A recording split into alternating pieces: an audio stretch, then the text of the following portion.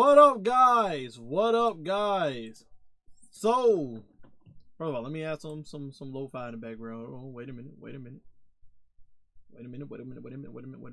finna react to all of the Destiny stuff that came out, okay?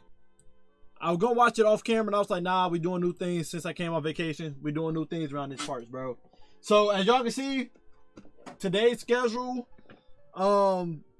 expect this to be the norm when it comes to my streams and stuff now. I want to now start making the streams a bit more organized, with a schedule, more entertaining, etc, etc, right?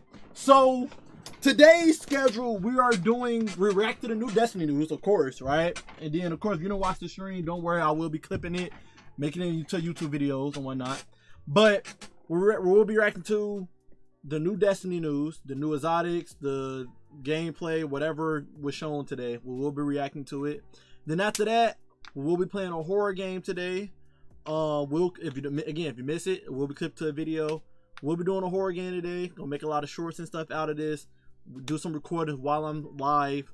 That's what we're gonna be doing. But yeah, I want my streams to be more like eventful, you know, instead of it just saying, okay, Expedition, don't get it twisted, I'm gonna be playing Expedition 33 sometime this week as well during the stream. But I want it to be where it's like, okay, today I'll play Expedition 33, but then I also may react to some videos y'all tell me to react to, and then I also may play a different game before Expedition 33 since I'll be on that one longer.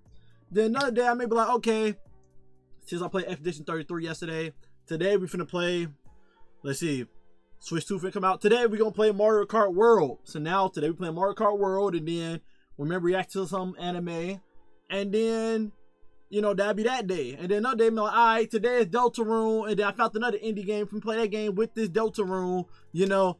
So expect it to be a lot more multi-genre, a lot more oomph to the streams, instead of it just being, okay, I pull up one game, I sit here and play it all day, and, you know, not much but that, right? So yeah, so off back, right? Adacross, I know Adacross uploaded some videos today. Let's see, he got all, we're gonna check out the All Exotics video. Rip those cats. I don't know about the choice, bro.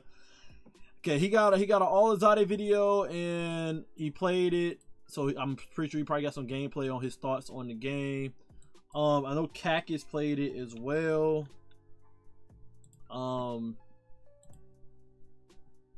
What is up? They all just uploading the same thing. He got all the exotic stuff, so I don't need to get that. He got all new weapons, the fate weapons, so we can check that out. We got Ed Fate 3.0 armor and stuff. Okay, that's all he uploaded. Now we check out Dado. Yo, what up, Tor? A horror game. I would play a horror game after reacting to the Destiny stuff. I like I said, I'm trying to do more multi-genre concepts while I'm streaming, record videos while I'm streaming as well, like most content creators, like you know, Ludwig and Queso and, you know, those type of streamers. Trying to get in my bag for real, get serious about this content creation even more. So yeah, expect a lot of indie games to be played while I'm streaming. Expect a more schedule on streaming. I may start off playing Mario Party for 1 hour, then the next hour I may play an indie game, and then an hour after that maybe reacting to videos for you guys. You know, if you can't stay long, well, you gotta catch the VOD or catch me uploading the video, bro. I don't want to spoil what horror game it is until we get to that point, right? Benny went through a lot of legendary weapons. I don't even know who Benny is, bro. I don't even know who Benny is. Go to Dado. Dado. He did. Let's see. Okay, that's the exotic weapons. I play Edge Fate exotic armor. Don't need to see that. Big stat changes. We can check out the stat changes, and we can check out how leveling works now. Edge of Fate.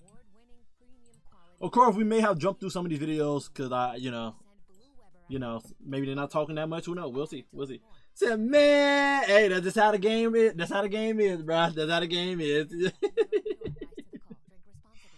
a PvP YouTuber, but he got invited. But he got invited. Has somebody got? Wait, but he got invited. He's somebody. I ain't saying he not. I ain't saying he a nobody. I just said I don't know about him. I said I don't know about him. Before we get into this, I want to see what game you was talking about in the Discord. I gotta see what game you was referring to. Let's see. Let's see.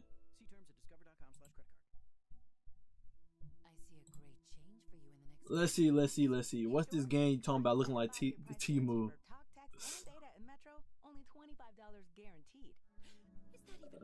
Blaze of Fire. I never heard this game, bro.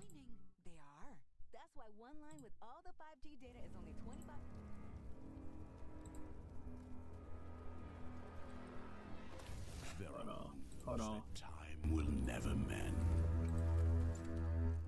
and betrayals that no scar can hide. There are bonds that can never be broken, and fates from which none return. Today marks the beginning of the end. I feel like I heard this voice acting before, but I'm not 100% sure, so I'm not gonna say no name. The triumph of darkness. The death of hope. Ooh. But that will not be our fate.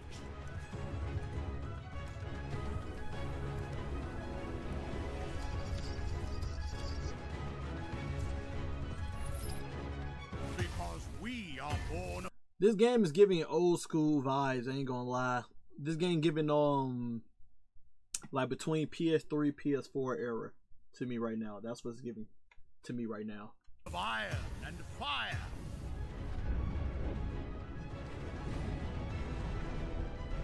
I never been a medieval type of fan though. Our will is tempered like steel.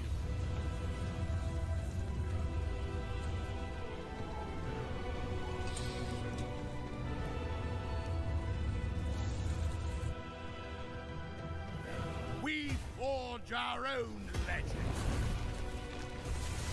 50 Man broke the sword.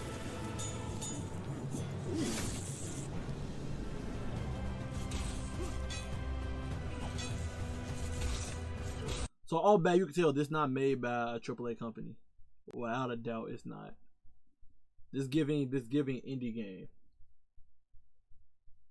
What I say, this giving indie game for sure.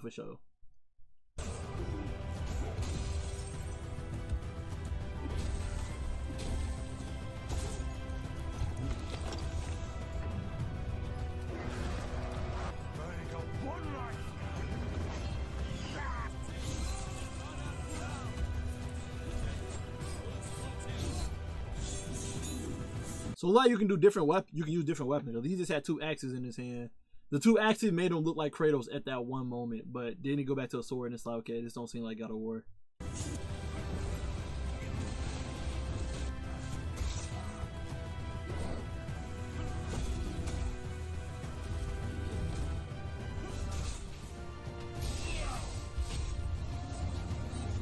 It look cool, I ain't gonna lie. It looks cool. For like a company that's clearly not AAA, it's not bad. Just like a game you probably see someone from college make, which is very impressive. Very impressive. Blade of Fire. Forge Your Legend. Out now. Oh, it's out now. Oh. My God, why y'all say this is a PlayStation exclusive? This is clearly on Xbox, PlayStation, and PC. what? Why do y'all say this PlayStation exclusive? This is not PlayStation exclusive. What? And I had some doubt. I had some doubt because if it was PlayStation exclusive, PlayStation would have given that. PlayStation would have dropped that bag for them to get the graphics up. They would have dropped that bag for sure, for sure. I can see God of War inspiration. I wouldn't say Temu God of War, but I see they probably got inspired by God of War. And in some type of sense. But like with the medieval and stuff, that's nowhere near God of War. Seriously, under a tile. Yes. Abbot Doran said the best place to hide something is the most obvious place. Or just past the old man.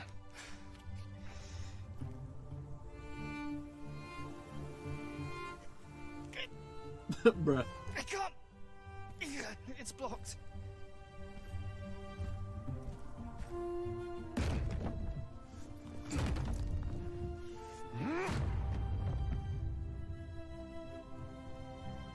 You know I loosened it for you. Okay. Look, it may got PS4 graphics, right? It may got the PS4, PS3 type of graphics, but it got character to it. It has character to it. Apparently, you beat the game in 11 hours. Look decent. Looks decent. I ain't gonna lie. You gotta respect the indie gamers, man. You gotta respect them, bro. Alright.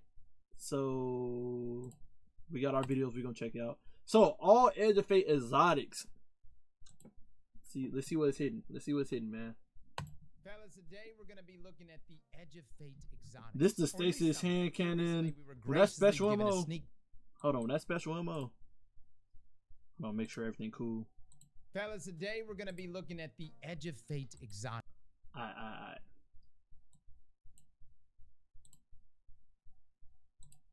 Alright, let's check out the exotics, bro. Let's see what all the exotics are. Fellas, today we're going to be looking at the Edge of Fate exotics, or at least some of them. Here recently, we were graciously given a sneak peek at some of the new exotic weapons and armor coming to us in Edge. I'm just curious. They actually make this gun a primary. It's not a special. Fellas, today we're going to be this hand cannon gonna be insane. That hand cannon gonna be insane. Recently, we were graciously given a sneak peek at some of the new exotic weapons and armor coming to us in Edge of Fate. Now, again, unfortunately,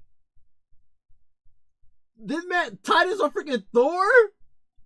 This man just I was sick, so I was not able grab to this goddamn hammer back. Capture event. However, we did get to play with a number of these exotics. Okay, Warlock's previous playtests, although we weren't allowed. Okay, it looked like Warlock's freaking Helion is over here making baby phoenixes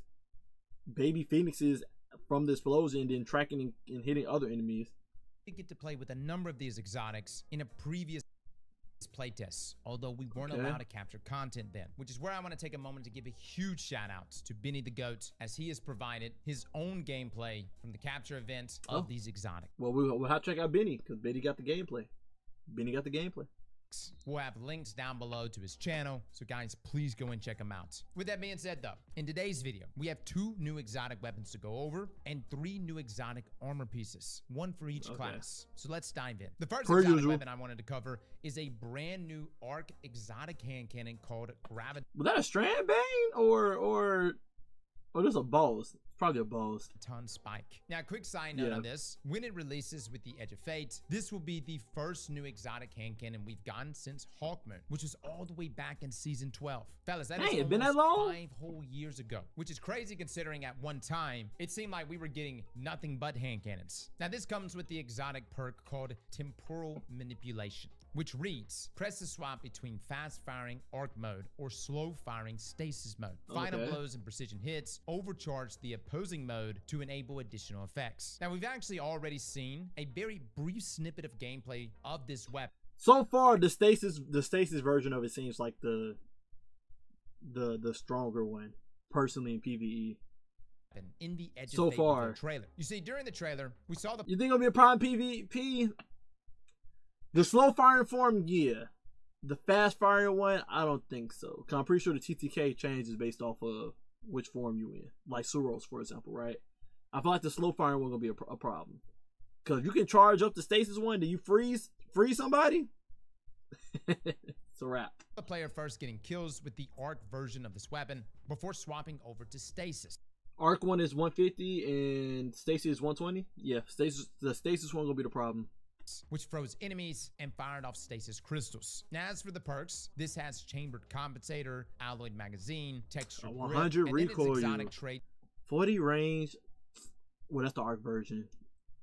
We looking at the arc stacks right now. temporal anomaly. This reads while overcharge. Each mode expends a portion of overcharge for additional effects on final blows or precision hits. Arc mode calls down lightning strikes. Stasis mode creates an explosion and a formation of stasis crystals. So there's no verbiage for the arc one, sadly, but the stasis one do got verbiage with the stasis crystals, which is dope. Okay. It's a wild combination that's and it says from transition phase precision hit, so it only had to be a kill. It only got to be a kill. Yeah, the stasis one gonna be a problem. The stasis one gonna definitely be a problem. Just freeze somebody and then clean it up. Explosion and a formation of stasis crystals. Depending on how much the arc lightning strike do, it can be a problem too. So many things together here. You can see it here in this mission. It takes 3 kills to grant stasis. The solar arm piece for the warlocks look dope though. Is overcharge. You can then perform a The special exotic reload, look pretty which dope. causes your next shots to fire. Look a how stasis stable projectile that is. Explodes on impact. Golly. And sends out stasis crystals, almost in a similar way to Salvation's grip. Then when we get 3 kills with that, this gives us arc overcharge, which once we special reload, causes hits to call down lightning, which looks and functions exactly like bolt charges. Now Yeah. it looks like you can shoot 3 times with each version of the weapon before the energy runs out, which essentially leaves us with the gameplay loop of getting 3 kills and then swapping back and forth between versions, allowing yourself I'm to gonna love this freeze and then weapon. call down I don't lightning love on this weapon. everything. Now this also has a slot for a deep sight socket, which is rather interesting. We don't normally see this on exotic weapons outside of maybe it being a craftable exotic, and perhaps it was the build that this gameplay came from. But whatever the case, a deep sight socket was present here. Looking at the stats though, something that stood out was the fact that this is a 150 round per minute hand cannon, making it only the second of its kind. The only other 150 we have in the game is Sunshots. And if you sit down and compare the stats side by side, Sunshot with its catalyst clearly beats out Graviton Spike clearly. almost in every category besides aim assist. Another thing that was odd is that it has 16 zoom, which is interesting because when you look at every other hand cannon in the game, whether it's legendary hand cannons, exotic hand cannons, or even blue hand cannons, they have 14 zoom. Whatever the case, guys, this is one of the most unique exotics Bungie has ever made. Without and this a whole doubt. blending of different It's elements giving together, especially with the conditional abilities finality. to potentially synergize this with our subclasses. Graviton Spike is a It's direct literally giving conditional finality from freaking Nezarek's raid with stasis solar shotgun. It's literally just that, but this time it's arc and stasis. So I would not be surprised in the future if we get another void and stasis one. Would not be surprised. But I would like that they do strand and void. That would be fire. direction I hope to see more exotics go in. Now the next exotic weapon we have is an exotic scout rifle called Third Iteration. Now this comes with the exotic perk Triplane. A new void exotic post. That is a post, right? No, scout. Okay, scout. Never mind. I was about to say, I don't know if I'm taking out Graviton Lance. Planar Mass Driver, which reads, fires a spread of void energy projectiles, aiming down sights, narrows the spread. Now this comes with small bore, modified heat sink, which is interesting because this is actually a battery perk that you would expect to see on like a trace rifle or a fusion rifle. It also has some flavor to Man, Graviton Lance always gonna be used, bro. What are you going on about, bro? Battery slowly recharges over time when the weapon is stowed or not fired. Reload to vent to core, greatly increasing the speed at which the battery recharges. Text here, which says press reload to vent the core, greatly increasing the speed at which the battery recharges. And it also has a stock in that last column. Then we have its exotic trait, Amalgamation Rounds, which reads, aiming down sights for a short period without firing, compresses the spread into a single high-density projectile. Damaging a target with this shot marks them. Now this weapon deals additional damage to marked targets. That's gonna piss people off in PvP. That's gonna piss people off in PvP. Because people are just gonna be laying in layers, like they're gonna use it like it's a sniper. Shoot somebody, it weakens them, it marks them through the wall, and now they just gotta clean up the kill with a person trying to run away with the wall hacks, knowing where they at. Basically like Wish Ender Bow, basically. Defeating a marked target or landing a precision final blow with an amalgamation round grants invisibility and true. Hey, yo! Why are they jocking our style? This is Hunters. They jocking a Hunter style.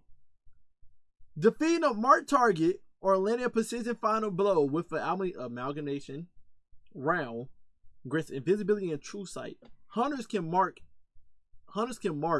with on the prowl. So there's a gameplay loop there. But you gotta do the whole one shot thing. You gotta charge the battery to get this loop going. But yeah, that's cool. Titus can get away with it too with one-eye mask. One-eye mask, it marks the target, and then if you kill them, you automatically gonna go invisible and get true sight. Which true sight is wall hacks, see through the wall. Warlocks can do it too. Standing sat they rift, it marks the people, and then they kill them. They go invisible. True sight. This is gonna be an annoying thing in PvP, bro. It's gonna be people just being laning Larry's, camping, shooting people, wall hacking. This and it's a scout rifle. That's gonna be annoying. Yes, you heard that right. Invisibility and true sight. Withering gaze on steroids, exactly. You can see how your reticle at default looks like this, and if you fire, you're actually going to hit 3 separate times. It shoots just like freaking But when you aim down sights, your shoot reticle just will like slowly goddamn. change until it forms this triangle. I'm forgetting the name of the auto rifle, Void auto rifle. Quire 1. It shoots like Quire 1. That's pretty dope. That shows it close in. That's dope. And will mark the targets. How long did that take? Hold on. Which does more damage and will it only takes 2 seconds. That's not even a long time. Mark the targets that you hit.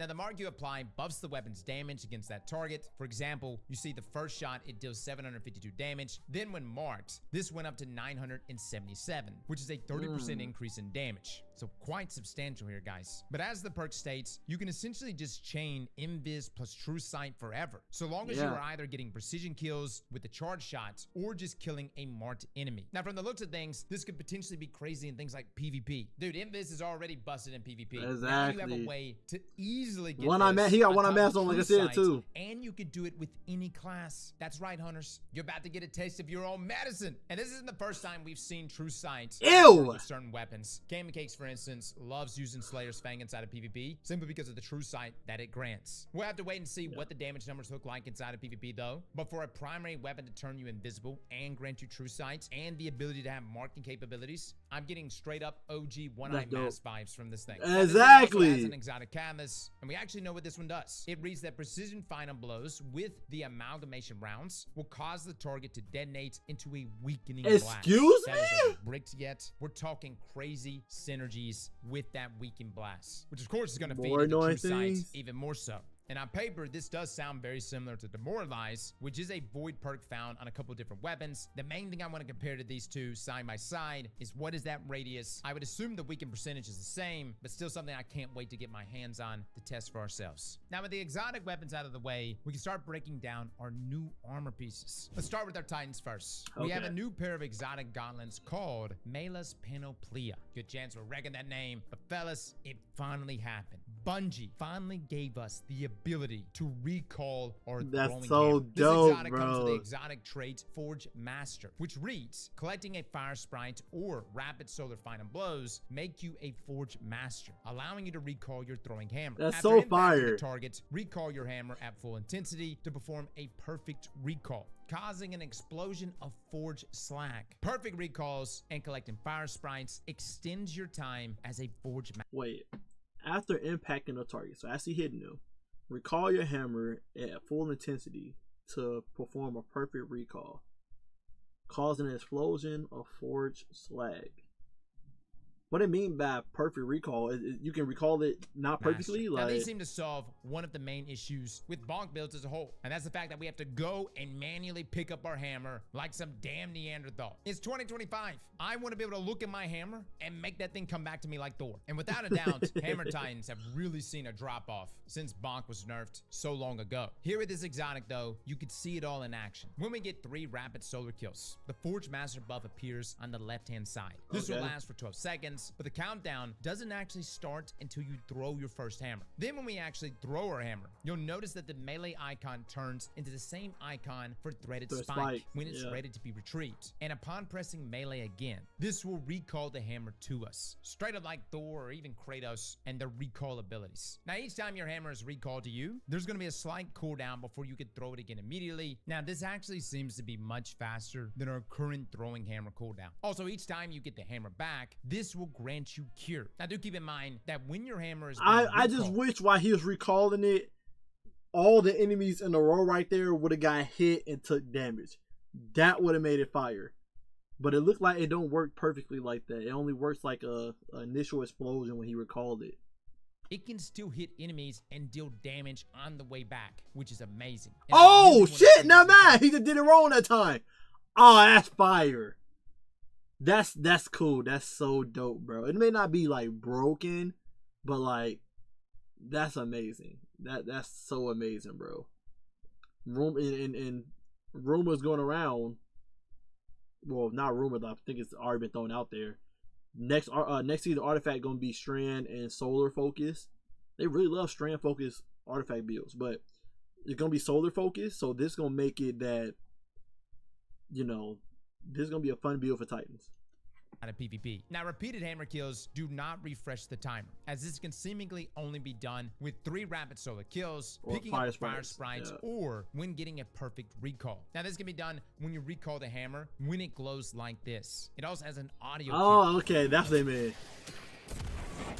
And if done correctly, this will cause the hammer to explode in a small radius around where it is recalled, while also giving you 3 seconds to your Forged Master timer. So without a doubt, guys, there's a bit of a skill gap here. And something I definitely want to look at is a comparison in damage between this and, say, Gods or Syntheseps. Since if you're I'm not gonna time because exotic, man, having the training room is so good. I swear it is. Buffs that you would usually pair with these builds. So the question is, will that explosion damage be enough to make up for that loss of extra damage from... I'll definitely say that though. For like an actual hammer build though, I don't think most people gonna go to this because freaking Worm Caress is just too good with getting that melee damage up with throwing your hammers and annihilating enemies. So yeah, I don't know if people gonna choose this over that, but this definitely seems funner. From either of those exotics, or does that even matter to you? Is the ability to just recall your hammer too damn cool? Yeah, it's pretty cool. I'm not sure if it's gonna completely revive Bonk Titans, but this is definitely something we've been asking for forever now. Next up, we have our Warlocks. You guys are also getting... Yeah, it's definitely gonna be a solar artifact season. Even Warlock got a solar exotic, so I'm assuming Hunters got a strand exotic since they did solar and strand in the artifact. That gotta be the reason. That gotta be the reasoning. Which kind of sucks. I would have preferred a solar Hunter exotic. Because don't be honest, Hunters do not touch solar like that anymore. It would have been cool to have a solar exotic as well, a new one. Getting exotic gauntlets, these being focused on solar. These are called Unoya. One of those is correct. I don't know which one. Unoya. Now they come with the exotic perk Consul's Pitch. This perk reads that Hellion projectiles deal increased damage the further they travel, eventually fracturing into scorching shrapnel. Look, man, I'm not a Warlock main, but it really does annoy me that some of the coolest exotics Bungie ever comes up with is just freely handed out to Warlocks. Now, this perk description sounds very similar to, say, something like Full Court on GLs, but even cooler. They deal more damage the further the projectile travels, but the most interesting part is the fact that it fractures into scorching shrapnel. Taking a look at this in the shooting range, at base, Hellion was dealing 216 damage to these servitors. Then with the exotic equipped, this impact went up to 249, plus the damage from the shrapnel, which looks to deal somewhere around an extra 18 damage per hit. Now the damage seems to reach a cap depending on the distance traveled. I'll just say that too, because it's gonna be doing hell of ignitions, bro. Just having it out there, gonna be doing hell of ignitions as well. For example, you see here that the projectile hits the servitors closest and only deal 226 Yo, damage. what up, Chaotic? How you doing, man? That past a certain point would always hit for 249. Now, at first, I assumed that the shrapnel would be super erratic and even possibly miss the target a lot. But luckily, it seems that the tracking on it is pretty aggressive. That's kind of crazy. I say luckily because inside of PvP, tired. I this feel one might you be on a bit annoying. I had to take a nap before I even streamed today.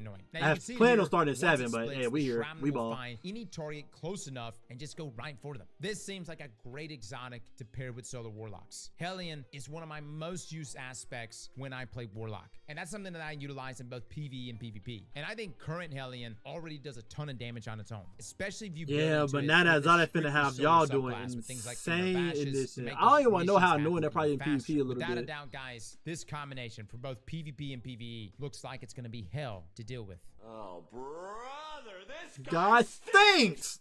Now, lastly, we have Hunters. Ooh, looking sexy. Okay. Third Spike can bounce to Tangles, detonating them and returning immediately. Tangles detonated by 30 spikes are rewoven and retrieved by it. Catches without a tangle refund extra melee energy? I ain't telling y'all. You gotta stay here and watch. With what may be the strongest sounding exotic we have seen, at least on paper. We have a new exotic chest piece called Morai, or Moray. This comes with the exotic perk Web Catcher, which reads, Threaded Spike can bounce to tangles, detonating them and returning immediately. Tangles detonated by Threaded Spike are rewoven and retrieved by it. Catches without a tangle refund extra melee energy. He gotta show me. He gotta show me, because it sounds like too much wording to not make any sense right now. It's the second part. Tangles detonated by Threaded Spike are rewoven and retrieved by it.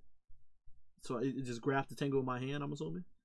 Catches without a tangle refund extra melee energy. By it. Catches without a tangle refund extra melee energy. Unfortunately, we don't actually have any gameplay of this to show off, but we wanted to quickly talk about how nasty this may end up being. So essentially, you can hit one of your tangles with your Threaded Spike, which will not only detonate it, but on top of that, when the Threaded Spike returns, this will also bring you back a tangle. Now, immediately my mind went to how busted this could be with the rolling maelstrom aspect, as destroying tangles essentially unleashes these strange. It will only be busted if Whirling Maelstrom is out there and I throw my Threaded Spike at the Whirling Maelstrom. It blows up the Whirling Maelstrom, but the Whirling Maelstrom still stay out there, and then it brings me a tangle in my hand anyway, so that I can keep putting out even more Roshan Shurikens out there. That's the only way it sounds dope. Other than that, if it doesn't do that, if it doesn't do the whole thing I just said, I can throw my Threaded Spike at the Whirling Maelstrom, so I can throw another tangle, making an infinite loop of Whirling Maelstrom being out there 24/7. If it don't do that, then Hunter's got the worst exotic out the bunch. That would be the thing here, because there's no reason me to throw my Threaded Spike to detonate my tangle if I can just shoot the tangle and blow it up for Whirling Maelstrom. So hopefully it works the way I said it works. Sadly, there's no gameplay. Golly. Ran Beyblades, emitting unraveling projectiles when defeating enemies. This aspect, and Strand Hunter as a whole, has been one of my most used subclasses and one of the most submitted subclasses in build battles. And it's especially useful in things like Onslaught. Other people have gameplay. Yeah, I need to see the other people gameplay. I ain't trying to hear them talk about it. I'm trying to see it. Just gonna copy paste this. Cause ain't no way you say that, then I don't see it. Hi guys, Mr. Okay, Waffles got it. Come on. I know you got your list, bro. Exotic gear. Point, and now all Sprite, all new builds. It's to be a heli. The art with Warlock in the game, bro, a slightly 100. spicier version of the hell saver here. You should definitely all blow at. We're loving this. So then, massive thank you for providing this footage. He's also a legend. You should check out his Edge of Fate coverage as well. And the exotic armor perk is Web Catcher. And returning immediate spike can bounce to tangle. Here you go. Web Catcher. Right, let's see. Threaded spike can bounce to tangles, detonating them and returning immediately. Tangles detonated by threaded spike are rewoven and retrieved by it. Catches without a tangle refund extra melee energy. And I'm going to be straight up, out of all of the exotic tangles, it do right that. Oh yes, thank you. So if you throw the Threaded Spike at the tangle, it blows it up, giving you Whirling Maelstrom, but then it also brings you back a tangle before you throw another Whirling Maelstrom out there. Yes. Melee energy. Yes. And I'm going to be straight up, out of all of the exotics that they've added, I think this is the one that I probably care the least about, just because I don't play Hunter, or at least not a lot at all. And I quite liked the Warlock one, and I thought... I would just love to know, can I bounce my Threaded Spike off of a spinning Whirling Maelstrom already to get another tangle in my hand? If that works, it's finna be a wrap. Y'all finna see Beyblades there. It's Beyblades! ain't talking about y'all finna see Beyblades everywhere. The Titan one was really cool, and then the guns are pretty great, and this one was just another exotic to me. But that might be me being an idiot, right? That might be me not seeing the vision of what's possible with this thing, and if that's the case, then I apologize. Now, weapons-wise, I wish he had Shade Step get his melee back and try to throw it at the Tangle again. Whoever made that gameplay footage. But yeah, I think all the exotics look pretty dope, man. I like all the exotics. I don't think anyone got a bad exotic this time around. I truly don't believe that. I truly believe everybody got a pretty good one. If I had to say which one seems like it's the best, I ain't gonna lie, I feel like Titans got the bottom of the barrel, personally. Cause if the throwing the hammer don't do a lot of damage, if it don't do a lot of damage, then it's cool, but is people actually gonna use it in like harder end content? Most likely not, right? So I'm hoping the Titan hammer do a lot of damage for people that actually can utilize it. Second, I ain't gonna lie. I think the warlocks and hunters are like in the same tier. We both using buddies. It just upgrading our buddies to do more ad control. Warlocks got more scorch going on, so more initiatives can go off, and then hunters got more tangles to make the whirling maelstrom go crazy. So I think there's a toss up between the two. And then of course the whirling maelstrom does unraveling in the room as well. So hey, I think it's nice. But let me know what you guys think in the comment section down below. Love you guys. Appreciate it as always. Until next time, stay up. Alright, that recording is done. But yeah, I'm tired of these buddies. Warlock 1 is just boring. You think it's boring? I guess if in a fun factor, I can see it being boring. I see it being boring. Where it's like, oh, I just put my buddy out there and now my buddy's stronger. I can see it. Then again, though, I feel like you can have fun with it too, because it could be like, oh, the fun factor would be, look at all these initiatives I'm causing right now. You throw on the Hellion that's spreading a lot of Scorch. Put on the Fragment that makes Scorch get spread even more. You put on a weapon that spreads Scorch. And you know, you have fun. Like, what's a solar weapon? We got a solar weapon that does Scorch while you shoot it. Polaris Lance 5th shot do Scorch. You got Skyburner's Oath that does Scorch when you hip fire it. You got Prometheus Lens that does Scorch when you shoot it. There's plenty of guns out there that does Scorch while you're shooting it, right? Exactly, like you got plenty of fun things you can do with that, and just do infinite initiatives all day. Just put on the initiation build, you know. Man, I'm finna be a degenerate in PvP, you know what I'm saying? And the one thing I can say, it may seem the one thing that Bungie always do out of the 3 exotics, out the classes, there's always one that's just broken in PvP when it comes out. There's always one that's broken. And the one that seems like is going to be broken in PvP is 100% the Warlocks. The Warlock's going to be broken because when you're in a 1v1 fight with a Warlock and they got that Hellion out, when the Warlock's shooting at you, the Hellion going to be shooting at you, and you're going to be getting scorched in the middle of the gunfight, making that your TTK is quicker in a regular fight. If a Warlock is using that on Prismatic, which they most likely will, they'll have an Arc Soul out there with the Hellion and have that exotic on. Gonna be very annoying in PvP. 100% annoying. I don't even want to think about fighting against that. That will piss me off and maybe turn the game off. I ain't gonna lie to you. The Hunter and Titans one is good PvE, but yeah, that Warlock one gonna be good PvE as well, but that's gonna be annoying PvP. 100% annoying in PvP. Let's combine that Firebolt Grenade. Yeah.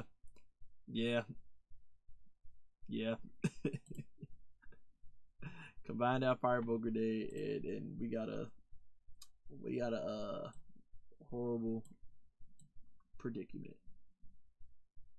There you go.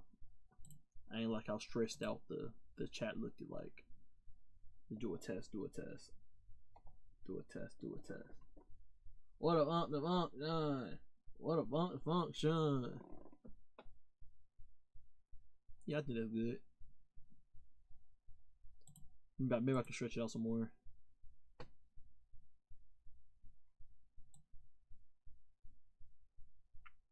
Oop, I pressed the wrong thing.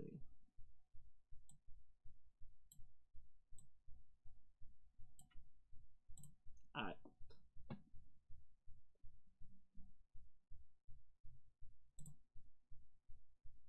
Okay, that's better. That's better. Check out my boy Benny. Hold on, we'll make it there. We'll make it there. We still got some stuff here. We still got some stuff here. We still got some stuff here. Let's see what his thoughts is on. You know, technically in these situations, I would probably say that yes, I did in fact lie to you, but a small technicality here. Hold on. Hit the record button. Alright, now we're gonna react to Adacroft's thoughts on Edge of Fate. You know, if the expansion gonna be worth it or not. Find out. You know, technically in these situations, I would probably say that yes, I did in fact lie to you, but a small technicality here. Number one, I didn't actually play in the most recent capture event. Your man was sick, but I did play in a previous playtest session, and that was my experience with Edge of Fate. And a lot of these systems we're going to be going over today are systems that I myself have seen firsthand, that I've played with firsthand. But the gameplay that you're seeing in front of you is actually gameplay supplied by Bungie, and also gameplay that our good friend Benny has also supplied, who I highly advise you should check out. What is that new thing I'm seeing on the enemy where it say grass? Like, I wanted to say that's a bang, but I'm not 100% sure because I don't see the bang symbol over his head. So he goes into even more depth in a lot of these topics. It gotta be a bang. It seems like a shooting strand. The point of today's video, though, it seems like shooting a bit strand. of an overview. I think I seen it shooting out some goddamn strand tangles. In a lot of these topics. Yeah, shooting out some goddamn strand tangles. Weird. The point of today's video, though, is to give you a bit of an overview, to talk about what exactly is going to be coming inside of it. This looks familiar. This area here right now looks very familiar. I see a timer bar down at the bottom right. Edge of Fate. And I would argue and say that the changes that are going to be hitting us with Edge of Fate are systematic changes that rivals that of when we got Forsaken. It may not be the biggest in terms we got some videos of lined up to in watch. comparison to a Witch Queen or a Final Shape or even a Forsaken or a Taken King. We've been told already that expansion sizes, as we're going to 2 expansions per year, those being Rise of Iron size, that's why you're going to see the scope a little toned back. However, systematically, this is the largest shift we have ever had inside of Destiny. And I would argue and say this is what you would see in a sequel. And they're bringing that to us in Edge of Fate. It is Nexus, but the place he was at in the past, there was an event in Destiny. I think it was Black Armory. Yeah, it was Black Armory event. There was an event in Nexus where there was like 3 floating platforms. You had to throw orbs at the Black Armory freaking lava thing in the middle. It looked like he was in that same area. So it may be a reskin. Bungie do that a lot. It is what it is. Said, man, with his boy Cross said he not at home. Based on the video, he wasn't. I don't know. So now we have to understand. We get to figure out what's the function, but what's the changes here, okay? So, and we already looked at the new exotics. So far, based on my opinion on the exotics, Titan's got the weakest one, but the coolest one. I ain't gonna lie. If the damage is really good on it, then Titans have an amazing exotic. After that, I say it's a toss up. Hunters and Warlocks kind of even. Hunters one is pretty cool, but ain't nothing like too crazy with the gameplay loop. Warlocks, y'all Hellion got upgraded to do more Scorch and tracking and whatnot, which can be kind of insane in PvE if you make an Initiation build. And then PvP, that just sounds insane, especially you put on Prismatic. Have an Arc Soul and then a powered up Hellion for tracking, because Hellion was always bad because of its tracking, if we're gonna be honest, right? So if you're doing burning, Scorch, and PvP with Arc Soul shooting together while you shooting your gun, man, that's gonna be annoying. Put on like No Time to Explain, put out another 3rd pet, and you probably gonna piss some people off in PvP. Running with that is, bro. I know it's the Corey from another video. Now, Might be first like and rotating foremost, I think we need to seasonal start activity. with the most Maybe. impactful changes of them all. One Run that being filament Armor class item 3.0, PvP, the you other can one cook, being yeah. the Tier 5 loot. In the Rather Edge of than Fate, Hellion, both yeah. our weapons and armor have received a much-needed refresh to their stats and their perks. Starting with our armor, stats like mobility, recovery, and resilience are now deprecated, and all stats have been replaced, renamed, and given additional benefits, allowing players more intentional build crafting opportunities. Now, these new stats are weapons, health, class, grenade, super, and I don't want to pause on this stuff because I'm hoping he goes over it. But if he don't, we're running back. We're running back. melee. Now, most of these offer similar benefits our stats did previously, but as you can see here, the new cap for stats is now 200, with enhanced benefits being granted when above 100. Now, as you can see here, once you've exceeded 100 in your stats, you'll be able to see the exact damage increase when you hover over that stat icon. Now, if you're like, whoa, does that weapon stat give you an increase in damage? Why, yes, it does. Not only does it increase And PvP as well. So we was right. That's crazy. So you're gonna have to run 200 weapon stat in PvP. It's mandatory. Which means you have to dang, that's crazy. That's actually pretty crazy. That's actually pretty crazy.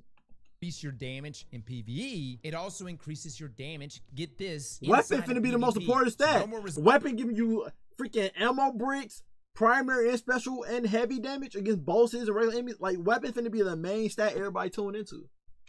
resilience, but weapon damage can be increased 6% directly. Don't worry, 6% is fellas. insane. We're going to be doing lots of testing. Now, each piece of armor focuses on a primary and secondary stat, which determines its affinity. For example, gunner, specialist, etc. Now, these new stats all have an equivalent to the system we have in place now, where you can add a mod to increase that specific stat on a piece of armor by +10 or +5. Now, all of these only cost 60. either 1 or 3, with the number of mods costing 4 for +10. Now, when you acquire a new piece of gear, you don't have to spend materials to upgrade your mod capacity either, as you'll have a mod capacity of 10 when it drops. Additionally, each armor set now I hate that I had to keep upgrading my goddamn armor just to get the goddamn energy and the mods and stuff. Freaking annoying.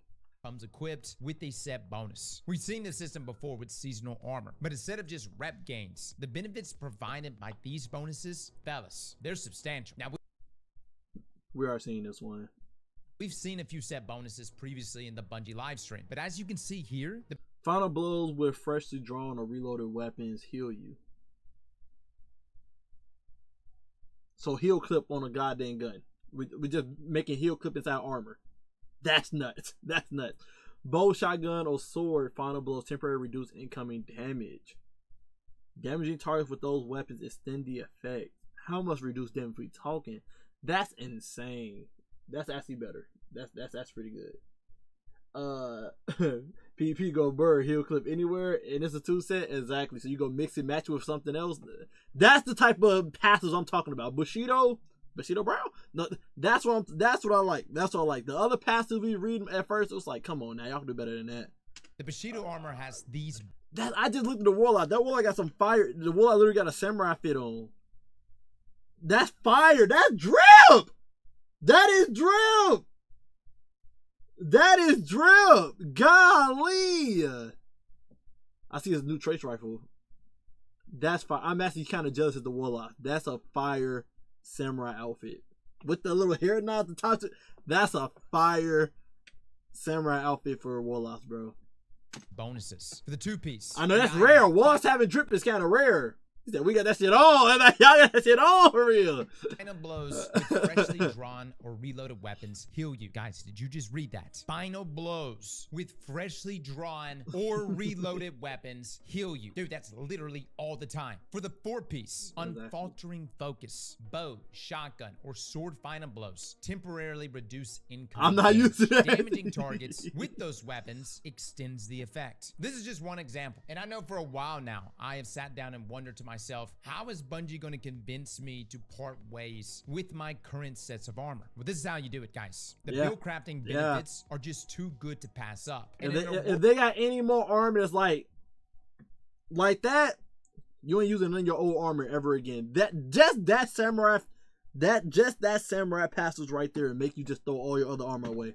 Having heal clip on any kill is every time you reload, ridiculous.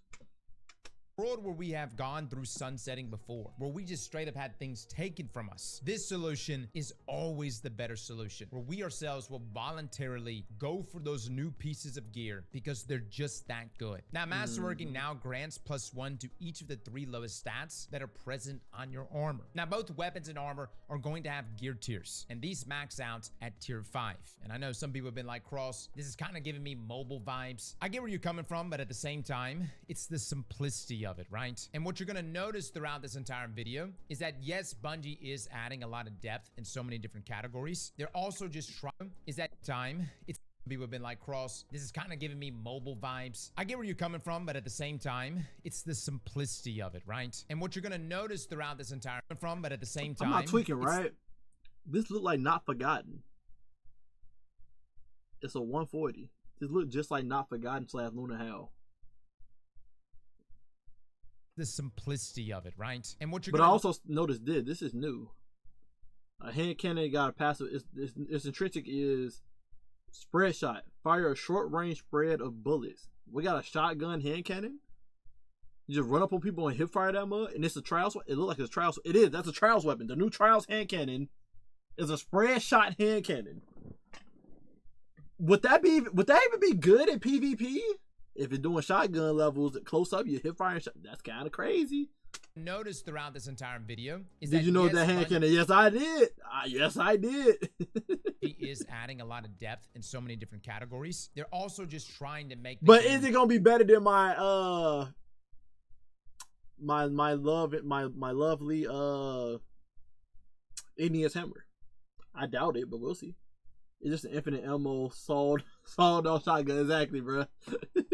More approachable. And that's a new mod, Sparks Everlasting. Apply this weapon mod to add a celebratory visual effect when defeating combatants.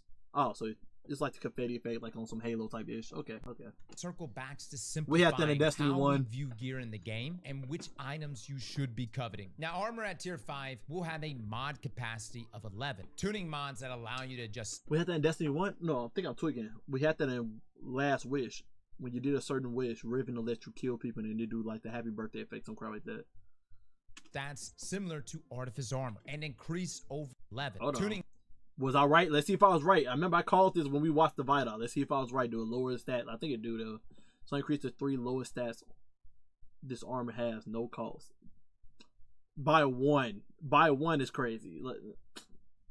But I mean, every number counts now. I can't say that's trash. Every number counts. Mods that allow you to adjust stats. This is gonna be what you do. This is what you're gonna do. +5 for one thing, -5 on the other. That's what you're gonna go for. Artifice armor and increase overall stats. Now, tier 5 weapons will enhance every column, including the origin traits. It will also increase stats, allowing you to apply enhanced. I'm just interested in the origin trait being enhanced. Like, how much we talking on the origin trait? By the way, this is a trials weapon as well. It's an auto rifle. So. Strand auto rifle. Versions of weapon mods. It will even have a unique animated shader and the option for custom kill effects. Now, weapons the custom also kill have effect ammo so fire. generation as a stat now. When you equip 2 primary weapons, only the heavy generation bar will be present in the UI at the bottom left hand of your screen. But you heard that right, guys. We actually have a stat that will be tied to our ammo generation. No longer is it just this invisible counter nowhere present on our UI, with the number of runs being ruined by RNG. Now, listen, we can go on for days, and trust me, there's going to be so many different resources dropping this week, diving into every aspect of the new gear. Biddy has actually put together a very detailed breakdown of how the new tier loot system will work. And we'll have that link down below in the description. We gotta check that out. We gotta check that out. Is that this is a huge systematic change inside of Destiny. The kind of change that you would actually see in a sequel. And to me, guys, this is as impactful as Forsaken was when we finally got special weapons back, with the fluidity to use weapons in whatever slot. The way you're gonna look at armor, the way you're gonna go after gear, the way you're gonna. We're not seeing from these new weapons. It matters more in PvP than PvE. What you mean it matters more in PvP than PvE? What God rolls are now are going to change, in my opinion, for the better, especially for players either returning. He missed all them shots. Golly, how do you miss so many shots at that close range? Back to Destiny or getting into it for the first time, which actually takes us to one of the other big changes coming in Edge of Fates, and that's the portal. This one has been a bit more controversial, and I get it. Some of you have been playing Destiny the way you've been playing it for years, where you have your destination screen, you choose where you want to go. The portal, although yes, is going to be something even us veteran players will take advantage of, its main focus is to get all players. Oh yeah, but you have to do something better with enhanced perks for it to like mean something. Guys, like, raise your hand if you have been like, dude, where is that dungeon again? Or wait, where is that activity? Because just last season it was here and now it's there. Look, I know as veteran players, we understand Destiny, but we can't say that the system is perfect right now. And I'm not saying that the portal is going to be perfect here, but I do think players are going to benefit greatly from this new portal menu. Bungie has made it very easy to immediately select an activity, as well as view your potential rewards, evaluate the time commitments, and then just simply dive in. Solo players especially will have a dedicated solo ops playlist, which will be easily accessible. You don't have to go searching for feature lost sectors anymore. It's all right there. Fireteam ops are sorted by their difficulty level. Matchmaking for most of these playlists is already on. To me, there's too many benefits with the portal to just throw it out. And keep in mind, for my veteran players, you don't have to use this. You can literally tab over and jump into whatever you want to jump into and never even have to look at the portal. In my opinion, though, yeah, I wouldn't go as far as say all our weapons are bad. People are glazing these new weapons too hard. LOL. It depends on how the enhanced perks work. Because the fact you're able to enhance the other perks for the stats and whatnot, that can be a good edge in PvP. PvE, it depends on how much of enhance when it comes to like the origin traits and stuff. And also too, you gotta think about it. There's gonna be new perks that's thrown on the new weapons that the old weapons can't get. Already seen in the Vidoc, they show some new pictures for the perks on weapons. So there's gonna be new perks on weapons. If those perks are good, then you're gonna see people migrating to the new weapons with the higher tier. And plus, if they don't let you get tier 5 weapons on your other weapons, your old weapons, then you probably have to migrate to the new weapons, because Bungie probably gonna pull the move like, if you're using a tier 5 weapon, then you're gonna be doing less damage to enemies and harder in content. And not only that, it's just a known fact, when a new expansion come out, stronger versions of old weapons you have comes out. You know, you get a new meta weapon that's stronger than your old meta weapon because of like one new perk, or because of a stat difference, or because they threw it in a different archetype when it comes to element or something. It's always something, you know, simple and subtle, but change the whole meta up. This is going to be one of the greatest resources for new and returning players. So then they better not do that. I mean, it's a high chance, because how it sounded like you got to have tier 5 armor and weapons on to get your light level up.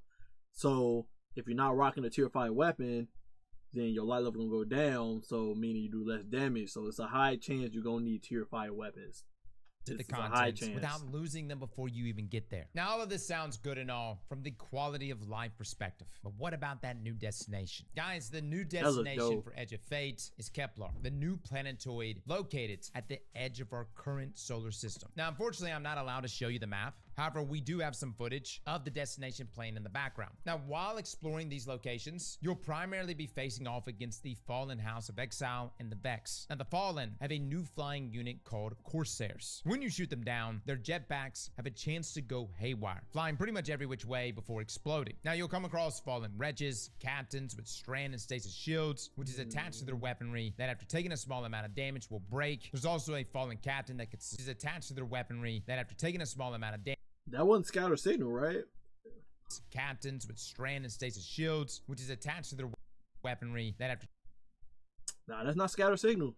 We got a new strand, rapid fire fusion rifle. Taking a small amount of damage will break. There's also a Fallen Captain that could suspend you, just like a subjugator. And one thing that was very surprising it's a strand in solar season number of areas artifact of Kepler that require the use of our dark matter abilities to unlock. You know? Dark matter is going to play a huge role in your ability to solve puzzles, as well as unlocking paths forward that we previously could not. With this, we are gaining access to 3 new abilities, which were described by Bungie as an expression of our subclass powers and dark matter. Now, the first ability we have is Matter Spark, where you basically turn into an arc lightning ball. This will allow you to fit into tight spaces or roll into enemies, and you can stay in this form for 45 seconds. Also, Jack and Daxter by this timer on the left-hand side. Now, if you're in a tight space and the timer hits 0, get this. you die. Lol. I actually think that's a funny feature. Now you can Of attack course. enemies with the lightning bolts, and you can also use those same attacks to charge these pylons. Now as you roll around, you'll build up a charge meter, and when you reach max charge, you'll be able to release a shockwave that will jolt enemies. However, keep in mind, this is an upgrade that you receive via progression, so the functionality of each of these may be limited at first, and at least from my play experience, it was. And there was a noticeable difference decent when you damage. got your matter spark fully amped up. Now Yeah, there's I also would something say called the decent damage with charged relocator up. cannon, which is pretty much like a weapon pickup similar to a scorch cannon, but it's used to bypass laser arrays. Early on, you can upgrade it to relocator 2, which A new gives the rapid fire projectiles fusion the rifle? ability Please to no closing ricochet off time. I nodes swear. to reach the final teleport I pad, swear. as you can see here. But that's Now, what I the mean by relocator like cannon also you has get some new weapons offensive with the better capabilities. perks and When you then shoot the at old ones enemies, die they out. explode into void projectiles. I say which scatter look signal- identical scatter to the signal ones got from Graviton power Lance. crept. Now lastly, we have the matter morph, which get this, is Strand combined with dark matter. This is activated by interacting with these bulbs that can be found around the world, and this will replace your melee ability. Now this allows us to manipulate the environments in different ways, opening up new paths or revealing hidden secrets. This, like the previous two abilities, also has some offensive capabilities as they can be thrown at enemies like Strand shurikens. Now all three of these abilities It's a can spin. and will be Hey. used in conjunction with one another. You may need to use Mattermorph to raise a platform to then get access to a plate that needs to be shot with the relocator cannon, or you can use Mattermorph to make a bridge that you can then cross with Matter Spark. So you can see that these abilities are going to be a central focus to the gameplay experience. I like just on throw those Kevlar. and Now, I just- do want to just to say spin there people. is no new subclass. These new abilities are all we've got. Imagine Now that, there but are easy more to acquire dark with matter enhanced abilities tier 5 aligned with our stats. solar GG. stasis subclass. We weren't shown them, so they do exist. It is possible Bungie is keeping them close to their chests and potentially even locking them behind the day one raid. Now keep in mind, in the past, guys, this is normally the case. We would normally skip a year. Final Shape kind of threw everything out of whack because we got Prismatic. The You focus see the for new damage numbers too? It's like Bungie wanted to condense the big numbers we are seeing in the game now. Because when you look at the practice range at the tower, you was like, bro, why am I seeing like 20s and stuff, right? But now he's in an open world, and we still seeing like the damage number 20 and stuff. So I think Bungie wanted to simplify DPS in the game. Instead of you seeing like 1,000 and something, 20,000 damage and 100,000, 1,000,000 and stuff. Now they dropped it down to like, oh, you're doing like 20 damage. Enemy's health is like probably 100. You're doing 20 damage, but now if you're hitting like over 100, you're doing some great damage, right? They want to simplify the numbers. These are all we've got. Now, there are more dark matter abilities. You see that 23s and 14s? Gonna be something to get used to. With our solar and stasis subclass, we weren't shown them, so if they do exist, it is possible Bungie is keeping them close to their chests and potentially even locking them behind the day one raid. Now keep in mind, in the past, guys, this is normally the case. We would normally skip a year. Final Shape kind of threw everything out of whack because we got Prismatic. The focus for Edge of Fate, though, and the reason why I don't think we're getting a new subclass is because Bungie wants to incorporate a different way in which we explore the world. When we sat down with Bungie a while back, one of the biggest topics of discussion was that exploration had not been a focus for Destiny in a very long time. We would get an expansion, we would play the new destination, and then most of us would never even return to that destination. Many of us never had to do anything to unlock that destination outside of playing the campaign. Bungie's taken a different approach with these dark matter abilities, using them as a pivotal piece to unlock Kevlar. These abilities are going to be the key to a lock that only exists on Kevlar, and without the lock, the key is essentially useless. I don't know if we're ever going to see a day where we have Matter Spark in the Crucible, or if we ever have like a dark You matter definitely subclass. is. But I will say, with my You time definitely playing, is. Bungie's biggest focus Bungie was coming is up how a game do mode, we give use the no Destiny ish. community a world that they want to get lost in and explore. It's a different take, guys. But if there was ever a point that Bungie should be bold and experimental, I think there's no better time to do it than right now with the Edge of Fate. Some of you are probably going to hate this. I'm just going to point that out. Like, some of you are going to be like, Cross, I just want to go in there. I want to shoot bad guys. Now I got to stop and Yeah, use my they brain. dictate all the Brother, damage I feel numbers. for you. Trust me. I can't tell you how many times I was doing some of these puzzles and I just felt like an idiot. So now I'm curious, what's gonna be considered like, damn, that's a lot of damage when it comes to like DPSs and like raids and stuff. Because usually in raids, if you hitting like something like, if your whole team is optimal, hitting like 3 million, it's like, oh, this man is carrying. Anything over 3 million, because everybody should be hitting at least 2 mil, right? For most raid bosses, at least 2.5 mil. So if you're hitting like 4 million and like 6 million, that was like, oh, you going crazy, right? I wonder what's the new number gonna be against the raid bosses now. when it comes to DPS, or this number is only in the new areas and not in the old areas. Like in the new area, you're gonna be seeing like 100 and stuff. Then in the old area, you're still gonna be seeing like 1,000 something. Kind of curious. Get that level of satisfaction. Yeah, I like figure fun it PvP out, modes too, and because you the continue to tank unlock more portions of the tank map. versus It's the bridge reason was so why fun to play. Many of us get lost in RPGs, especially RPGs with Fog of War. We start from one end of the map to the other, and we discover every nook and cranny all the way through. And then we look back with satisfaction, knowing that we discovered everything. And that's something that Facts. Bungie's really trying to land here with Kepler and these dark That's the matter RPG in us, abilities bruh. that are tied to this location. The new artifact arriving with Edge of Fate is called the Implement of Curiosity. Its focus is going to be around stasis, strand, and solar mods. Stasis, strand, solar. They always throw strand in there. I understand stasis and solar, but they're gonna have to double back always because it's only 5 subclasses, and they also want to throw at least 3 in the subclass.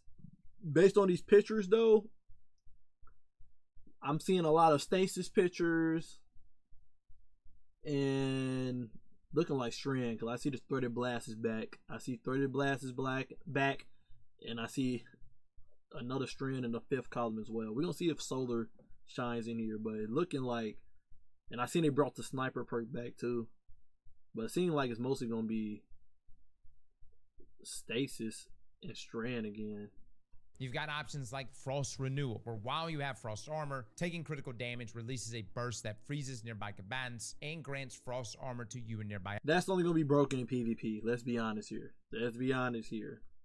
allies. You've got Tangle Web, which is going to beautifully synergize with Creating a tangle by defeating a strand debuffs targets, suspends nearby combatants. That's busted. some of our exotics, especially the newest one. We're creating a tangle What by was last defeating season? a strand debuff target, suspends nearby combatants. We have Elemental Coalescence. We're Defeating targets have the chance to create element pickup matching your equipped super. Yeah, don't really care about that. defeating targets has It's the good, chance to but- create an elemental pickup matching your equipped super elements. Don't worry guys, these are just some examples. We'll have a full video going over artifact mods and even build recommendations going into Edge of Fate. These are kind of the theme that we're going into with our artifacts for Edge of Fate. Now where do we go from here? As you could probably already tell, we're not allowed to discuss many story details, but I did want to share with you this crazy moment at station the one also end of the missed one for campaign gold, so where each one- Saint 14 okay. and Osiris had an straight up. There was so many working parts. Everybody was getting jiggy in the tower. I don't know. There was one over here, another one over here, and I don't even know, man. They were just working them back and forth. Bruh. Needless to play say, all guys, day, it's gonna bruh. be wild. Now, one thing is clear. Edge of Fate is designed to tee up this next saga of Destiny. And there is going to be a big focus on what's going to be rolling out, not just when the expansion comes, but with the conclusion of the campaign and especially the raid. And as it is with every single Destiny expansion, I would expect to have more questions than answers. The goal of this is to suck us in for the next several years. Over the next few months, Bungie will be delving into all of the new systems arriving in Edge of Fate in great detail. That includes TWABs, blog posts, and even streams. We'll be tuning into all of them, so if you want to keep up with everything arriving on July the 15th, make sure you stick around as we'll be covering literally everything. What I will say is that the 9 as an entity has been one of the most mysterious in all of Destiny, and I think the tone for this For narrative sure, is man. going to show its teeth very soon, as it really does feel I still gotta do like freaking Destiny contest is mode of growing prophecy. with us. I ain't Who get to knows? it Maybe tomorrow. it's just me, perhaps it's Allison in our Baldur's Gate background leading the charge narratively. Whatever it is, I think we're all in for a treat. Here very soon we'll be posting our video going over all the new exotics, and as soon as that That's it. He wrapping it up. Well, that was interesting. Let me know what you guys think. I think that was a good video of like breaking it all down on what's being changed. I will have to check out some more videos though based on how significant the tiers are gonna be when it comes to the weapons and armor. But let me know what y'all think in the comment section down below. Love you guys. Appreciate you guys always. Until next time, stay up. Alright. Now we got to get into, can't say all new edge. Do I care about all the weapons, or do I want to be surprised? I may want to be surprised. I ain't gonna lie to you. I see you got a rocket assisted pulse rifle, fire self propelled rocket ammunition, projectiles explode on impact for high damage. So you got a rocket assisted pulse rifle. I think you go over some of the perks too. Chain reaction and beacon round on that pulse rifle. Kinetic tremor on a bow. Successful warm up. Oh, maybe we'll check it out. Maybe we'll check it out. Maybe we'll check it out. Maybe we'll check it out. Let's see. This is an Edge Fade Armor 3.0. Changed everything. Do he go in depth on what it actually changes though? 3 stats in total and completely overhauled within the AM. It influences your as your damage have nothing, literally 0 in the 3 other stats I don't have featured. At Great Brawler Pieces is the Bushido set. This is what it looks like. Dang, Titan's looking flea too. Boy, they better not hold my hunters, bro. They better not hold my hunter, bro. Cause Titan looking flea with the samurai outfit on too, man. They oh my god, they looking flea too, bro. They looking flea too. Yeah, he do a lot of yap. That's why I'm skimming through it. That's why I'm skimming through it right now. And it now that does leave 1, and you're gonna reload after every single images, critical health being suspended or suspension and start going fast, and constructs, and they just say what constructs are. Then for the 4 last discipline, terminal velocity.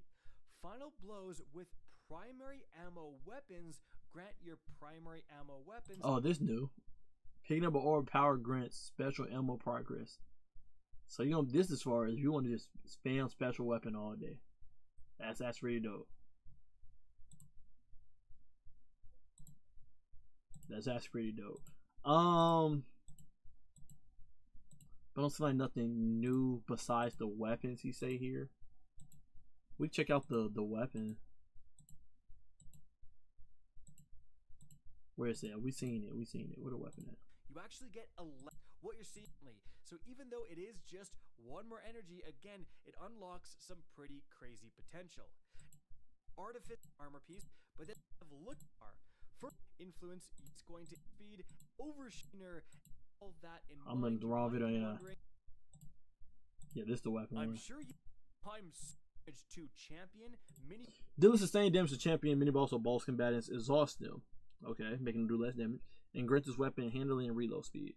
Nothing crazy. Boss or boss combatants exhaust. And that's solo operative in the goddamn gun. And reload speed. So actually pretty good for DPS in terms That man has solo operative in the gun. Incoming damage. Maybe not on this Solo operative make they do more damage when you're alone. There's rocket launchers or snipers They put that on a gun now? Darn good. But it also has Vanguard Determination. After using your class ability, final blows with this weapon grant you bonus damage resistance. That sounds crazy. Okay, so they use the same symbol as solo operative, but it ain't that. Okay.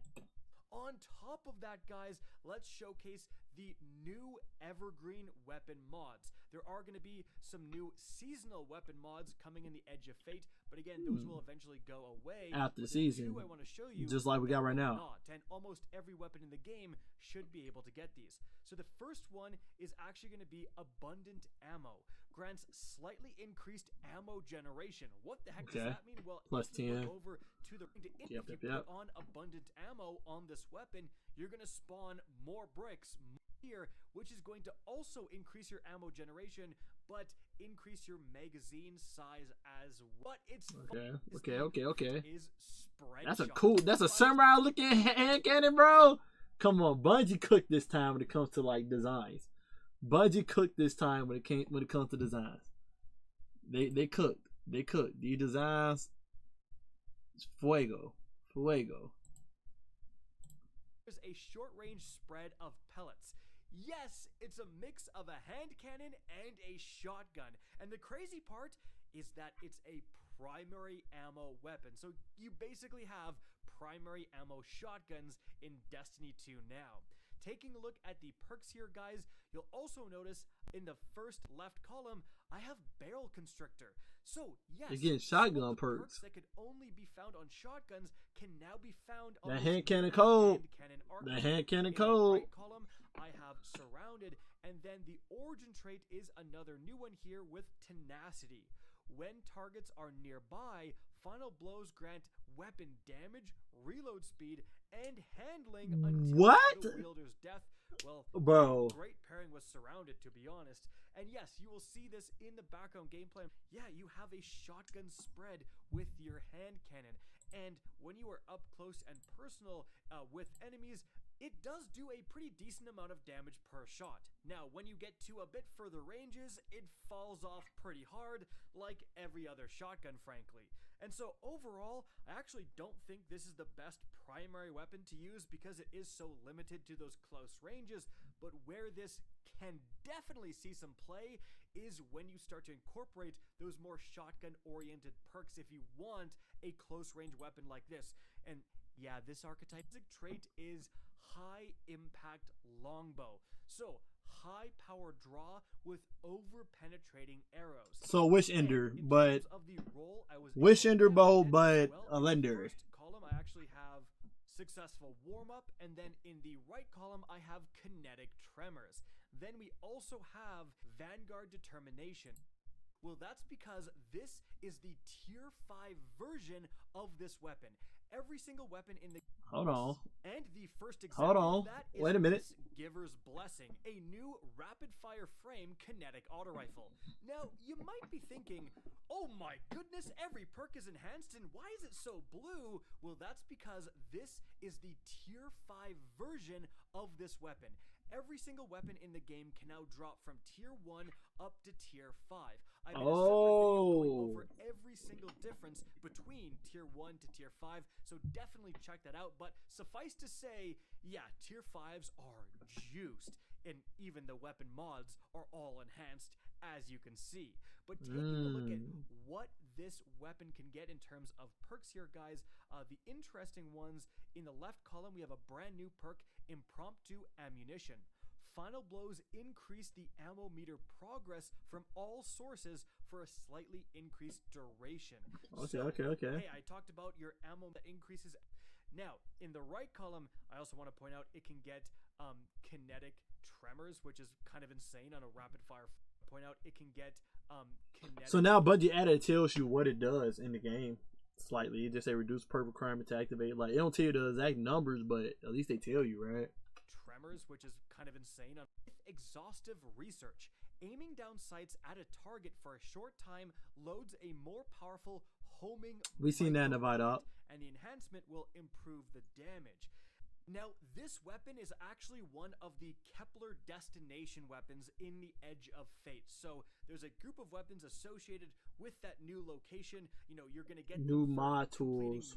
What's this? Doing activities What you mean? on Kepler, and so all of those weapons have that exhaustive research origin trait, guys. In fact, let's continue looking at the rest of the weapons. Talking about the new mods you can throw in your gun. So next up, show they can be we have enhanced and the stuff. Last Thursday pulse rifle. This is a strand adaptive frame archetype. We seen this in the Vital. Role I had was demolitionist in the left. Guys, role I have here is just going to be moving target plus focused fire. After that, a void precision frame shotgun. The role I have here was actually not bad. Animation. Now this is going, and the role I had was shoot to loot plus precision to be. I'm kind of curious of him talking about. We have Dragonfly in the left column. Dragonfly Boo, is Firefly better. darn rare on auto rifles, so pretty excited to see it here. In the right column, we have heavy hitters like Onslaught, Ashling as Slice, well as Sword Logic. So Kill that's pretty Clip. exciting. And then we have a new Trials of Osiris. That's what I'm here for. That's what I'm here for. Fleet-footed.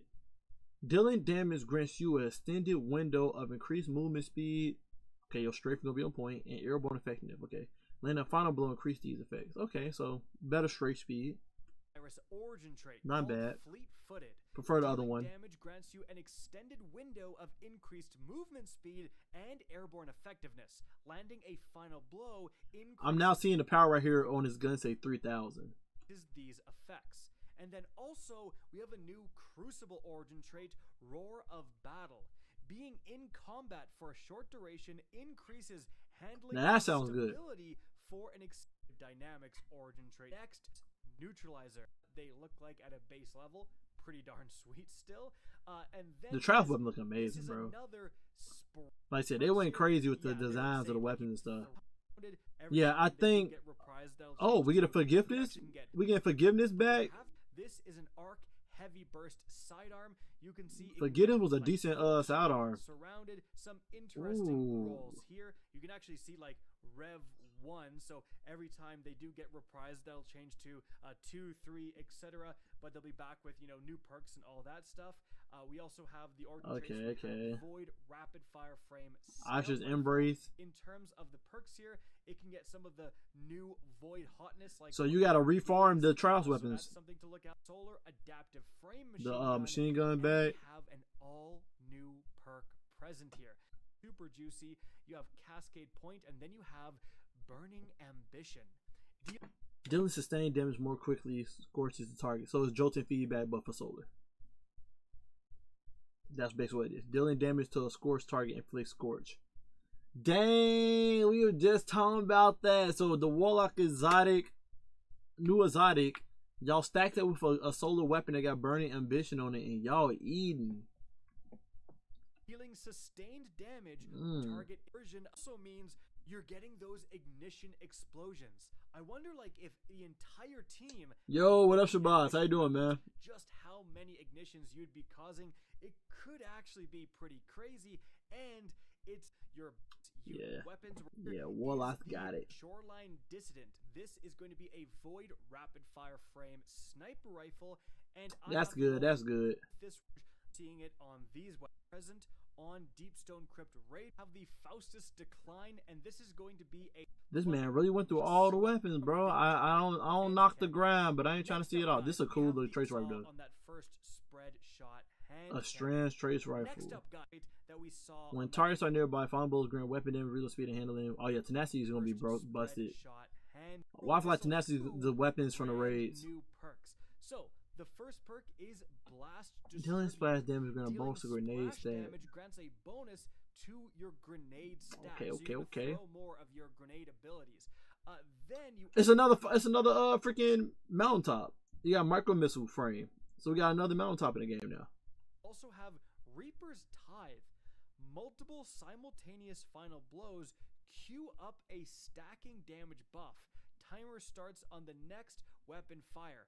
Final blows extend this time. But is that better than redirection on mountaintop? That's the real question, right? Mountaintop got redirection, right? Mountaintop got something when you shoot it do more damage after you got stacks on it. That's pretty interesting. But moving on from there, we have the Aurora. We have a new near boss. He ain't do a lot of yapping. He just went through all of the weapons. Golly. Burst linear fusion rifle. I have the roll here of rapid hit plus precision. It's the Vice Stinger. Pretty good actually. And it got Vice Stinger and it got precision instrument. Ooh, wait a minute. Stars of Shadow. The perks here. Well, we do have some juicy ones. Honestly, this is an old pulse rifle. They just brought it back in Crucible. Yeah, I need to go to a recombination. That's what I'm thinking of. Recombination. Boy, Mountaintop had redirection instead. Ah, man, that would have been amazing. Hopefully the new Mountaintop 2.0 gun we just seen, hopefully it has redirection on it. And then after that we have the new Solum. Now we have another new perk here with Built to Blast. Gain lingering aim assist, stability, and flinch resistance while you have Woven Mail, Frost Armor, or Void. And that's a 140 hand cannon, bro. This the Not Forgotten. This the Not Forgotten I'm talking about. Or Luna Hal for some of you scrubs. That's actually kind of dope. I'm doing good, Shabazz. I'm doing pretty swell, man. This is going to be good in PvP and PvE. This thing can get Headstone and Firefly together. If the Firefly explosion blows up the Headstone, you're going to be doing Shatter and Fire Explosion at the same time, which is amazing. And then Firefly give you 100% reload speed, 100% precision kill. Pretty dope. But this right here, Woven Mail, Frost Armor, Avoid Overshield, you're going to have increased aim assist, stability, and flinch resistance in PvP. This already a very stable hand cannon in PvP. Kind of crazy. Overshield. You get Zen Moment on it too. Interesting for PvP. Now, aside from that, we have Headstone as well in the left column. Then we have Of course, they got open the shot as well. Firefly present as well. Then we actually have our choice of different grips. We have combat grip here. This weapon's recoil direction is more vertical and it greatly controls recoil. And then we have polymer grip 2. So I don't got no intrinsic perk on it. Chat's kind of horning us on now. He knows a not forgotten 2.0. That's a not forgotten 2.0.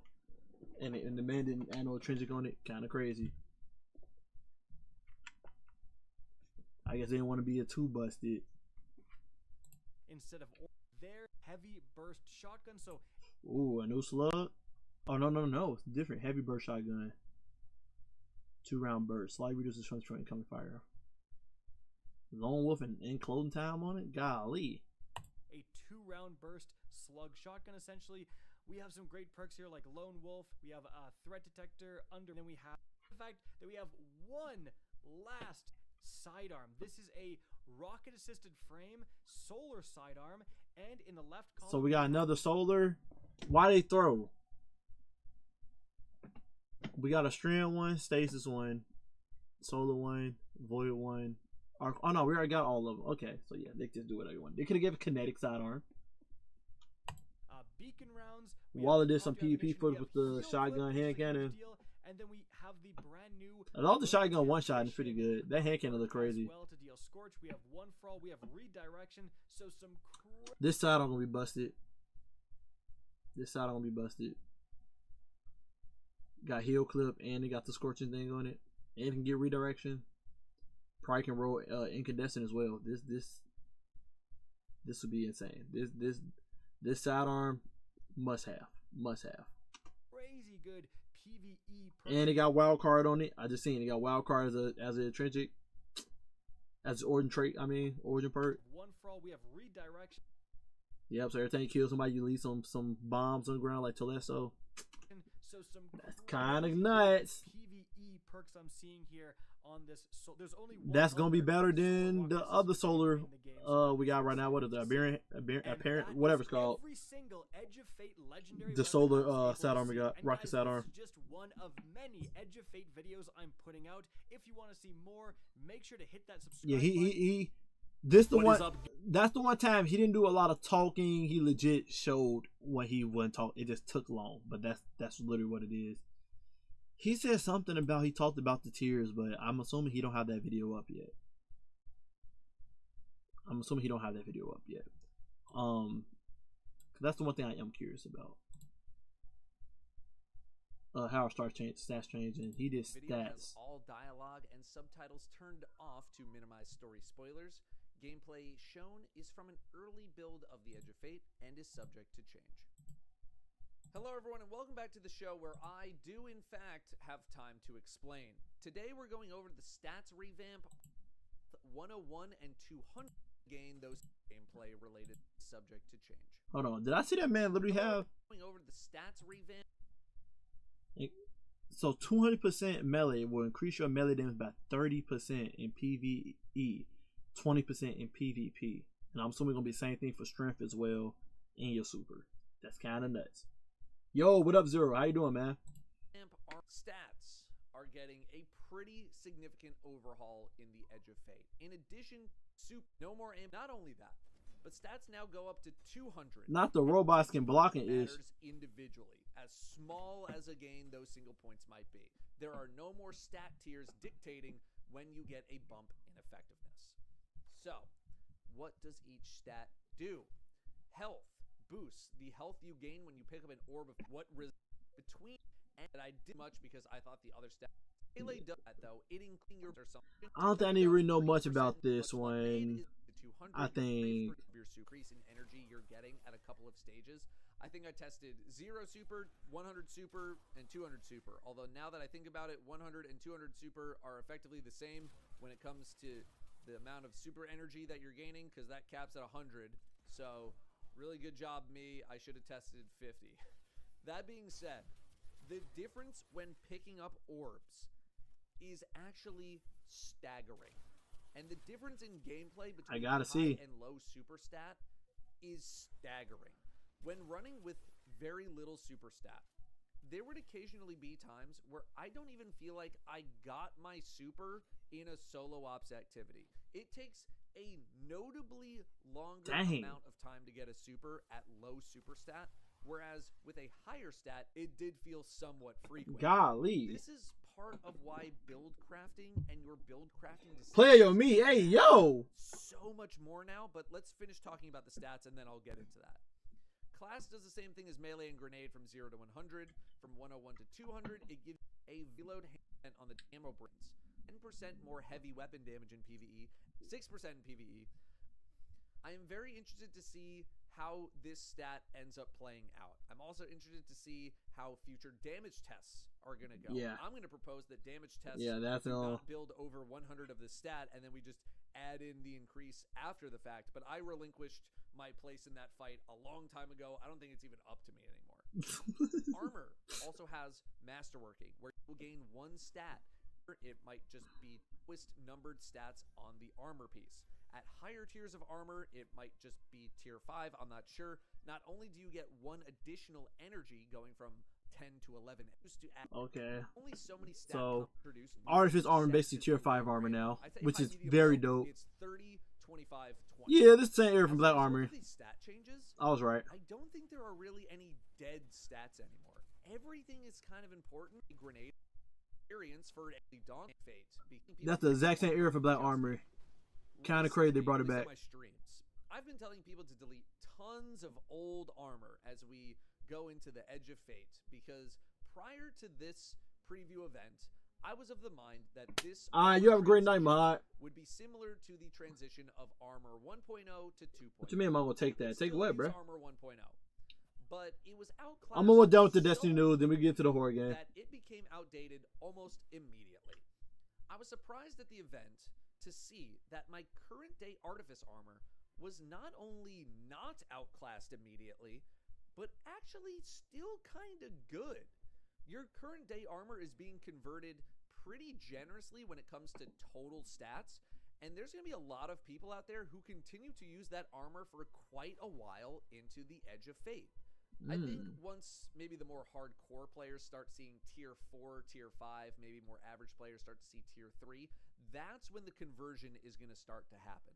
Total stats will start to increase much time. We will see what's up there. I think I heard enough. I think I heard enough. Tier 5s also get enhanced weapon. And the feedback has been given that players would probably like to have unique tier 5 weapon ornaments on a per season basis. I would be surprised if people did not want that. What does Zero say that was bad? I never did nothing for That's Zero on a normal day. Tier 5s also get enhanced weapon mods. Right now, weapons will be more than plenty for the majority of the game. I guess we should speak about crafting, though. Here's what I heard about crafting. That's it. I didn't hear anything about crafting for the Edge of Fate. Besides, I'm going into this expansion with the mind that there will be, besides one exotic weapon. I'm going into this expansion with... So yeah, your old weapon will have no tiers on it at all. Just none. Whatsoever. None at all. The mind that there will be none weapon crafting. I've had some discussions about any potential future bursts of rockets, but the pull of the trigger counts as 1 ammo. So I think this had like 17 or 18 bursts of ammo. And this thing hits pretty hard, but you will tear through your ammo really quickly if you're not paying attention. The spread shot hand cannon is essentially a shotgun in a hand cannon package, and that includes this thing's range. It is very short range. Yeah. There are new perks and origin traits as well. I didn't do a talk about one stack. It's 3. Yeah, I'll probably watch this a little bit more in depth later. Cause I want to get to this game. That is only some of them. I just didn't get clips of every. I just want to hear more about what he talking about when it comes to these have green engrams or maybe how leveling works. When you come from playing the expansion story content, we have. I'm gonna let the video keep playing. I'm finna run the bathroom real quick. I hear it in my headset. Dialogue and subtitles turned off. But then after I hear this, then we're going to the game, and after the game, in the stream. But yeah. Hello everyone, and welcome back to a whole new world. Where today a whole new world. I would like to Oh, yeah, talk I'm seeing about new leveling stuff and some already. other Soto changes foes. What the F is Soto foes? Hold on. like to talk about leveling. Certain foes are stealthy when at a distance. Okay. We know about that. And some They changed the other name up. We know about it. changes We know about it. coming to the game. The Portal is Bungie's attempt at a new way to interact with Destiny. The director menu has become incredibly daunting over time, leaving players who aren't as locked into the game kind of confused as to what to go do. Bungie's goal with the Portal menu is to make things much clearer to understand and get people into gameplay significantly faster than you usually would. I'm guessing a lot of you will pop open the game, fly to the tower, check some menus before either just logging off completely or inevitably finding something to do. The Portal looks to replace all of that with a series of activities for you to find and immediately hop into. Before we get to the Portal though, I want to explain leveling in the Edge of Fate, because once you understand leveling, the Portal is going to make more sense. I'll probably make another video when the expansion launches purely on this topic, which will reiterate a lot of things in this video, but I do want to give some kind of a preview now so that people can start to mentally prepare. In the Edge of Fate, we are getting a big stat and number crunch. Our current power floor is 1900, for example. In the Edge of Fate, everyone's getting reset back down to 10. Then 10 to 200 is the persistent level range. From 10 to 200, you're just getting any kind of gear, you're infusing it up, same kind of deal that we're used to. I assume this will mainly come from playing the expansion story content. We have that world tier system coming as well. So I'm guessing the bulk of this leveling up to 200 will happen in the campaign experience, but it can also happen, I think, in the Portal. After 200, so 201 and higher, is the seasonal level range, although I don't think we were told what the seasonal level cap is, so either they're still finalizing it or it doesn't even exist. I don't even know. How do you get gear once you're done with the campaign or outside of the expansion destination? Introducing the Portal. When you boot up the game and load into the Portal, you're going to have some options on the bottom of the screen. Solo, Fire Team, Pinnacle Ops. We know these already. Load up one of these menus, and you'll see a range of activities available to you. These will be the activities available for the next few months until the mid-season update, which will shift things around. These activities can be basically anything that Bungie wants to cycle in from any range of content. For example, the Coil and Savathûn Spire were activities that I could play at the preview event. Solo Ops has had some custom activities made for it. The Salt Mines, for example, is a section of the EDZ its own activity. That's been a while since been here. I've already given feedback on this activity, and I hope Bungie buffs it up, because I had notes that were not positive, at least for the Dread version of it. Anyway, completing these activities will reward an item. It'll say how many this activity will drop. Look closer, and some of these activities have green engrams, or maybe a specific weapon or armor slot linked with it. Green engrams means that activity will drop additional bonus loot on top of what you would normally get, and I believe these reset daily. So the goal here would be to find all of the activities that are giving out some bonus loot and focus on doing those first to accelerate your gear grind. The same goes for a specific armor or weapon slot that you're looking for if you need something more focused. If I open up Fire Team Ops, it is showing class items dropping from the Inverted Spire, along with some bonus drops. So if my class item's a little weak, boom, I run the Inverted Spire, I'm going to get a class item. Pinnacle Ops is showing a specific weapon for the day, and you're seeing the Whisper in here, Starcrossed is here, Kel's Fall is here. Oh, they really got you playing stuff in the game. Key playlists for bonuses or targets. And a reason to go there. For the first time, you'll be able to level up purely through PvP if you want to. While we're here, real quick, I'll talk about the Cutting Edge PvP playlist. Cutting Edge is where only new gear is allowed. New gear is marked with a blue flag underneath the symbol representing the current season or expansion, the newest items in the game.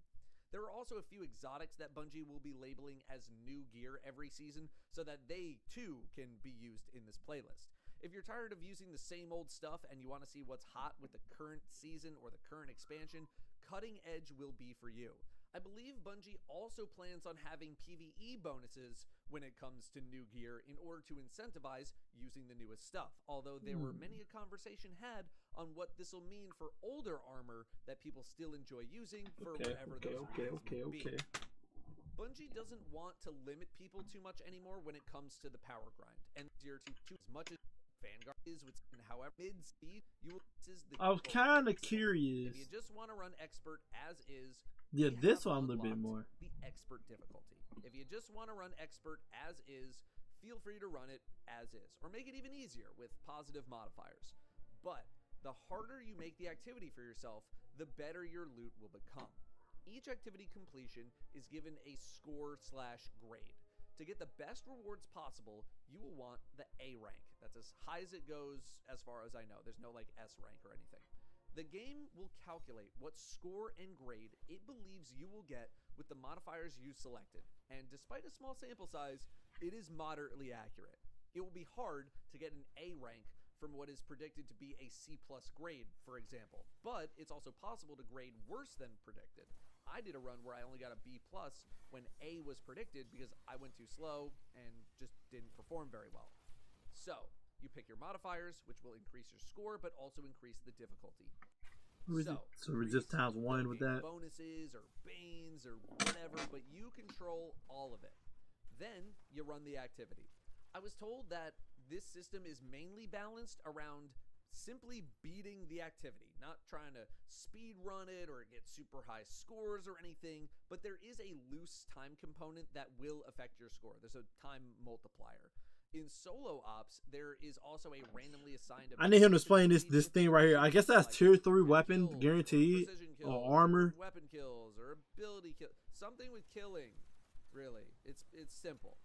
The higher your grade, the higher level or quality loot you will get. To give a random example, let's say you're at 200 power and you run an activity that gets you a C+. You might get like a 202 or a 203 drop. That same activity run at a B+ or an A grade might drop a that gun reload is so amazing, bro. Something like that. It might also drop at a higher tier depending on the chosen difficulty. Pretty similar to the experience nowadays of getting a powerful tier 1 versus a powerful tier 2 or tier 3. The harder a thing is, the higher the power level or tier that it'll drop at. Which brings us to infusing this new or tier that it'll drop at. Tier 3. The harder a thing is, the higher the power level or tier that it'll drop at. The most extensive breakdown of this, so some things might not be completely accurate here, but it is still pretty representative of. I think I heard enough. Experience. I think I heard enough. You got enhancement cores. Burn all those as much as you want. I can't remember if you still use upgrade modules as well, but either way, from 10 to 200 should be very familiar. But starting at 200, okay, using enhancement cores now and infuse the unstable core instead of the enhancement core to level your seasonal power. Seasonal power is gear you acquire after power 200, and the seasonal bonus levels that we used to get through the artifact are no longer there. It's all done through this gear. Unstable cores are used to level up your seasonal power and can be mainly obtained from dismantling this kind of armor. Although I don't recall if the armor needs to be over power 201 or if it's any armor. I'm guessing it needs to be 201 or higher though. It otherwise works the same way as Infusion has worked though. Infusion costs a certain amount of cores. Yes, instead of how many. Okay, we'll look at this video. I didn't know this video gonna be this long. I'll check your video out later, my boy. You got it. I gotta pay attention to that more in depth. All right, horror game time. Dun dun dun. Cause Lord knows I don't like playing horror games. All right, so we gotta change this to the horror game.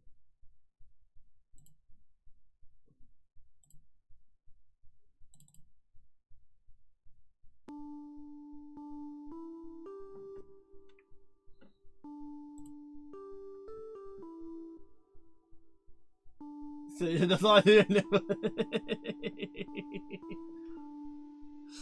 I mean, it's a recent when it came out, so.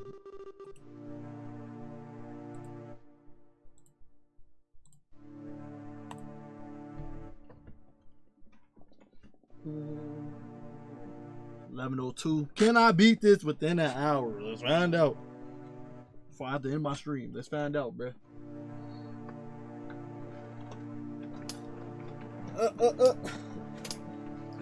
We'll be recording this, so I may or may not look at chat. This thing is loud in my ear, but it is what it is. We'll be recording this, so may or may not look at chat, because it will be a YouTube video. So, you know, let me know if it's too loud for you guys. If y'all can't hear me, then I need to turn it down some, because I probably need to. It will turn it down on my OBS. It won't be down for me, but it'll be down for you guys.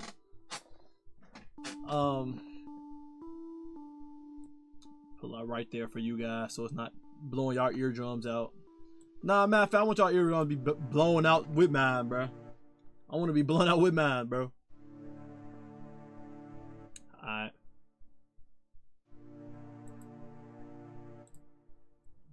What up, guys? Alchemist here. I got something nice for you. Not really nice. Playing a horror game. I don't like horror games at all. I'm an RPGer, but want to step out my comfort zone, and this is loud in my ear right now, and play a horror game, because, you know, people love watching people play horror games and get scared and whatnot. So that's what we're gonna do. The current route is no longer available. Alternate route found. I'm not a Turn PC left. gamer. Oh, wait a minute. In 5 miles. Because I'm turn pretty sure right. y'all see my mouse cursor, don't y'all? Let me know if y'all see my mouse cover. Oh, the construction wasn't here this morning. Okay. Yeah, look around the direction. I don't know if controllers ever be plugged in.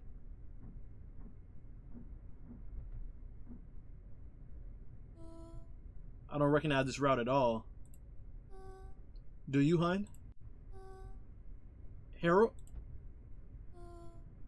Don't ignore me. Harold. Mommy. I'm hungry. Caleb, don't interrupt. Golly, mommy, down. But I'm starving. That she hit the dashboard. You're fine, Jess. I'm sorry, sweetie. I need to talk to daddy right now. Hey, yo. We'll be home soon. Why don't you play your game? Hover mouse over the white bar below the opening. Okay. Boy, you know what this remind me of? This remind me of when I was growing up. When I was growing up. Hold on. When I was growing up, I was don't mind the snacks in the back. I would be riding the car with my grandparents with a goddamn Game Boy Advance, the old joint that had no LED lights on it, and they had to put it with an accessory where you hang the light over your goddamn Game Boy Advance console, and if you didn't bring that, playing that console at nighttime was dang near impossible in a dark room, right? And one time I forgot it, and my grandparents took us out to church every night, actually, like Bible study and crap, right? So one night forgetting, I'm in the car, bro, trying to play without that ish, and I'm over here waiting for a street light to come over the goddamn car for me to see the screen. I was playing Pokemon Ruby, bro. Could not see it. I'm waiting for the street light. It was good on the expressway when like a lot of lights coming back quick. But like, man, that joint was hard, bro. Then I bring back how my grandparents used to make the car like extra hot, because they were down south, wintertime, extra hot. I'm talking about the heaters blowing, sweating in the back with my brothers and them. And we had to like keep our face pressed up against the window to get somebody cold air, or like try to sneak the goddamn window down for us to get some cold air in the car. Then my granddad yelling, like, close that window. It was hard times, bro. It was hard times, bro. Entering to Caristers Valley. An unexpected detour, certainly. A 5-day quest laid ahead of us. Okay, so like 5 Nights at Freddy, 5 nights. Level 1, 1 out of 5. Should have had you an SP, nigga. I didn't have an SP during that time yet. I got one later on, but at the beginning, I had the Game Boy, bro. Just the regular Game Boy. You close your eyes and think of your destiny. Then I got mad at my brother one day for bragging about winning the game. I threw my Game Boy SP at him and broke that mug. I had anger issues as a kid. Yes, the happy cave. Filled entirely with new friends and family. You be free. Your worries, a thing of the past.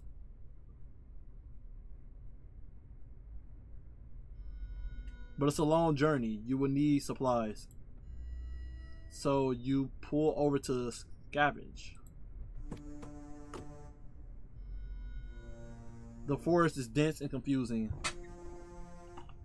I need to get me a actual computer desk, bro. My arm over here stressed out like a mother trying to. All your maps appear to be out of date. Search for a camera, then return to the car. Use it to move.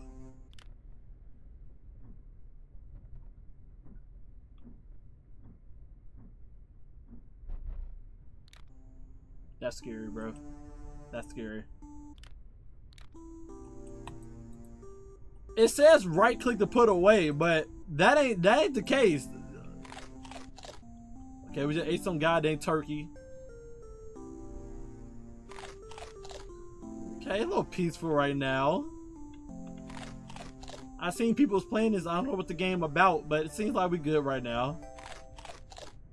I was on vacation, people was popping this out, and I was like, oh, let me test my luck and actually play it. Use this to scare away E.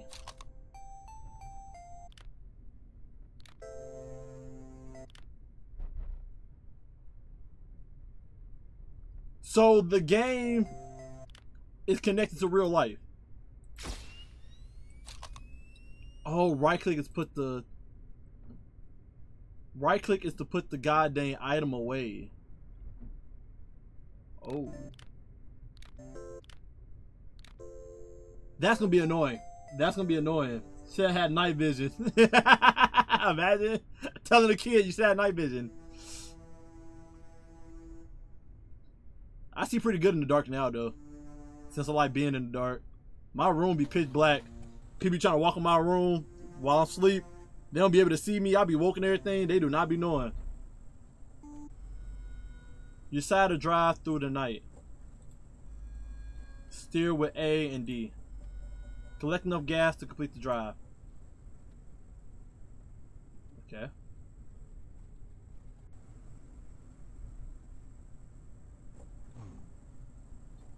Boy, this giving Five Nights at Freddy's so much right now.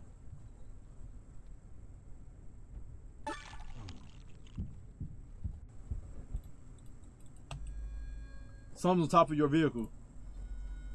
Use camera against it. Ah, put it back! No, get it! Bro, that just sent chills down my spine, bro. Your demon doesn't like being seen. Listen carefully for its direction of attack. It may attack from the left or the right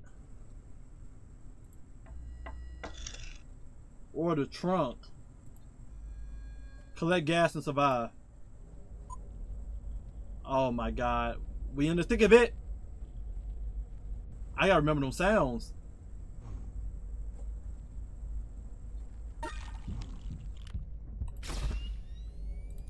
Bro, I wish I could just pick that itch up quicker though.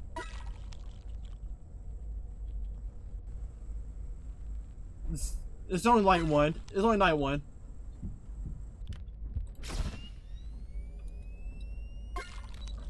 Okay, okay.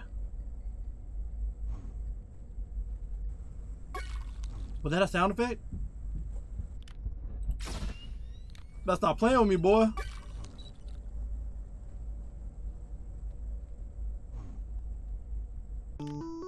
Okay, that's simple. That's simple right now. That's simple. That's light work. That's light work right there. 4 miles. Turn right. Again, sorry if I'm yelling. It's loud in my headset. I'm sorry.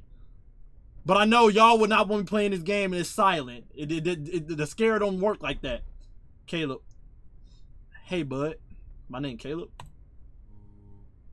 Would you mind turning your game down, please? No, Dad. What's wrong with you? Give me some food first. Oh, I get it. So you'll talk to Caleb.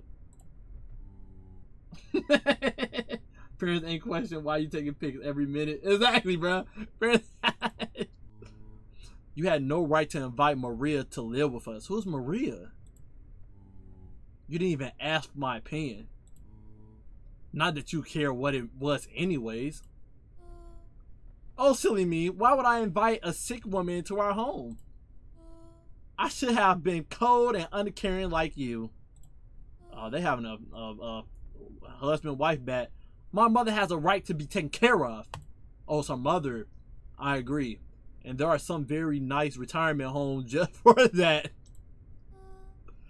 You are not bringing this up again. I thought you was the one who brought it up. Excuse me? You are the selfish, so stubborn. I love your mother, but our home is where she belongs. She never approved of me. You just want to be the dementia. She wanted. Oh my God, I'm going too fast. Here, sometimes I wonder if you even care about it at all. Me, we can visit, but we do not need you living here. Hurry to Caleb.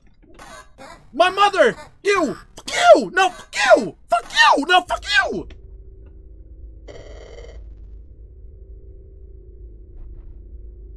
They're fighting again.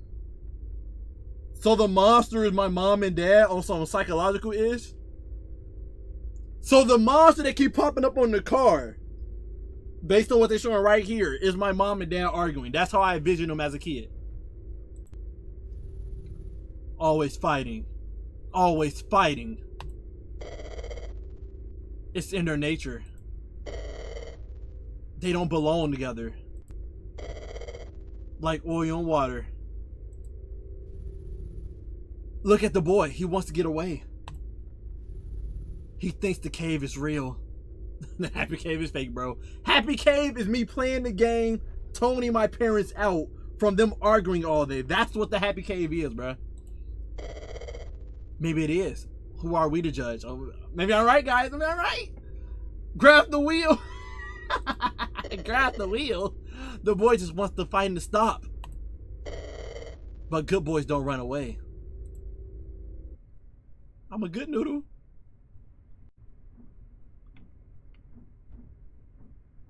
Yeah, check my P's and Q's, bro.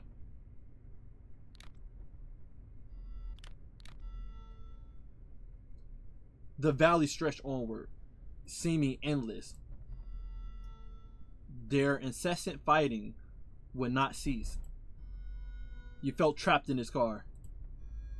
Locked in the dead sea. Oh, he said it! He said it! Dead sea, that's the game. The dead sea. But there is a place you can be happy. I will help you reach it. Okay, level 2, y'all. My arm hurt, I ain't gonna lie to y'all. I need a desk. I need a desk I can be under. Go collect items and then leave. Is the monster gonna come out while I'm collecting items? Like I have to take the goddamn picture?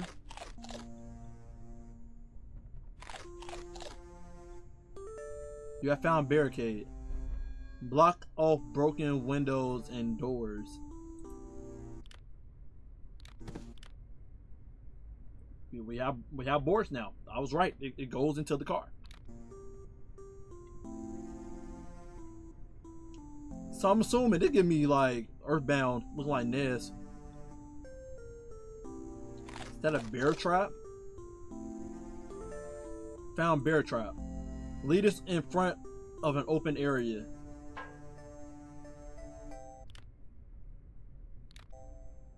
Okay, so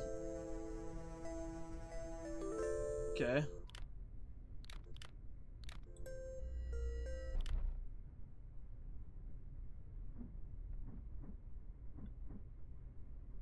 That scared me, I ain't gonna lie. So we got 2. I think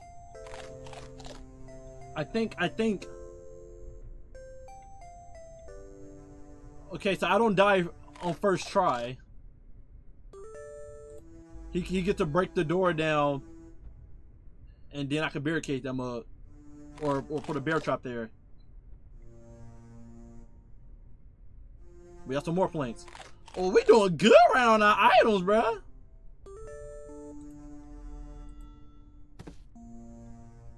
Do I know how to get back? That's the real question.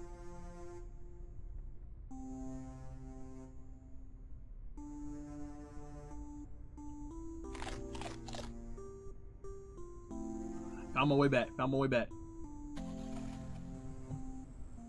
That was a successful run. I think we got all the items. That was a successful run. Okay, we back with the BS. Okay, camera already in my hand.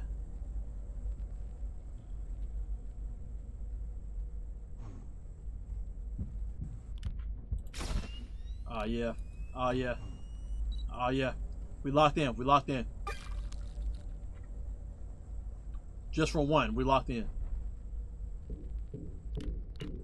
No!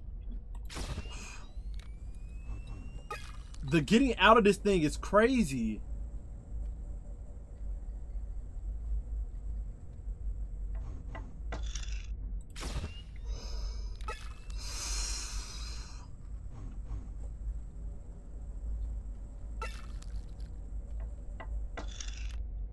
No, where is it?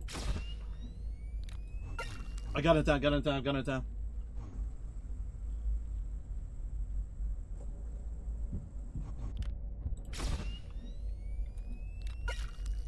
Get back in there, get back in there.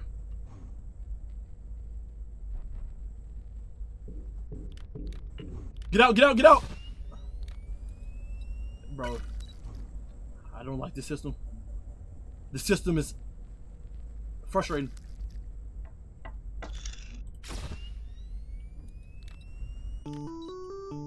The system's frustrating, bro. Jump. In 3 miles, turn right. This stupid GPS. It doesn't look right at all. Showing a straight road as we drive on a curvy path. And maybe on the wrong road, nigga. Come on, Dad. Where even are we? Harold, maybe we should turn back.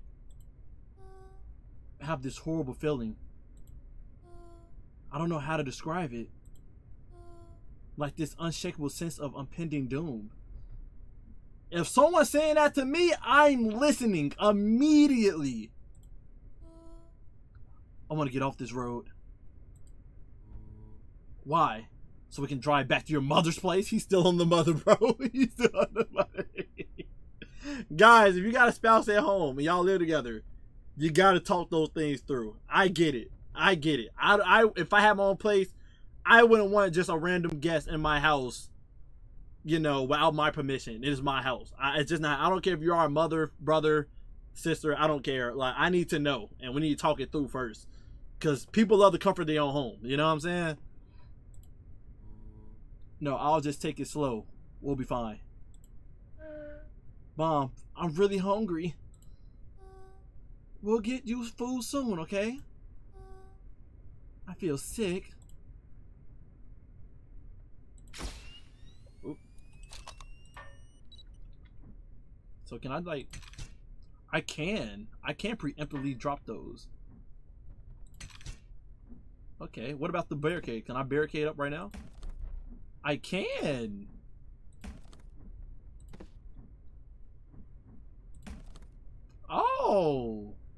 Oh, we making plays. We making plays. Nearly halfway there. Here. Nearly halfway here. You better cut some wood and eat it. Ain't no beaver now. Your demon is reckless. I know beaver don't eat wood. You know what I mean? Damn it. Your mind is traveling to scare you. Your mind is trying to scare you. Don't trust those visions. Put your trust in me. Who is talking to me right now? I'll get you out of the dead seat. Who is talking to me right now? 3 out of 5. So far, so good, guys. So far, so good.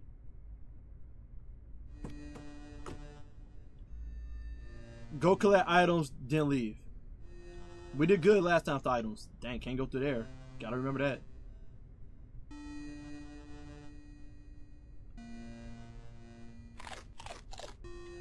So this seemed like the down moment where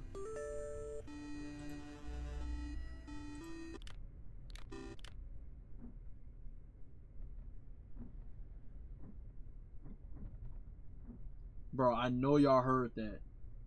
I know. Ain't gonna question you pulling out a bear trap. Parents crazy. That's inside the game. That's creepy. Oh my god!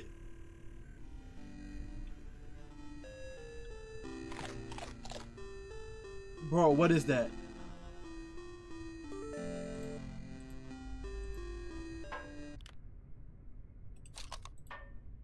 Where did I have a bear trap at? It was behind me, right?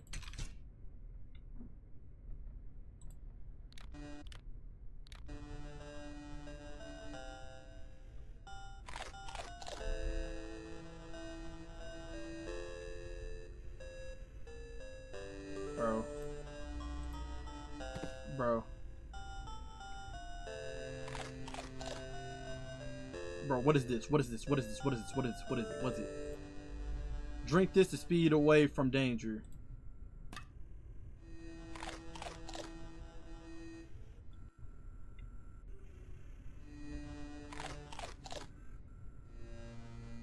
Boy, just getting back to my car. Just getting back to my car. Bro. I don't know what that thing was. Where my parents just go? Oh, hello?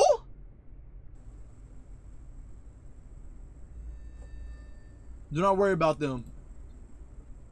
My parents just go. No one driving. The front of the car is now vulnerable. Grab the steering wheel and steer. What the f— No, I cannot barricade that.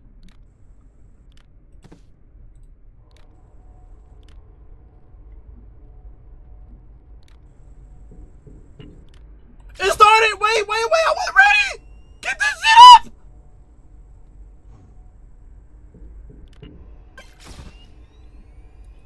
Get back in!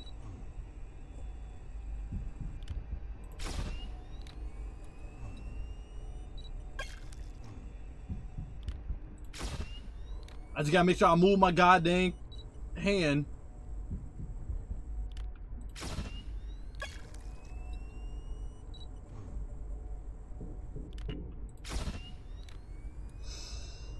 I gotta cycle right now.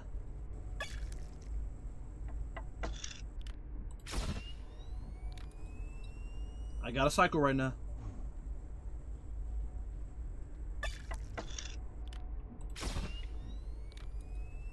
This mug is loud, bro.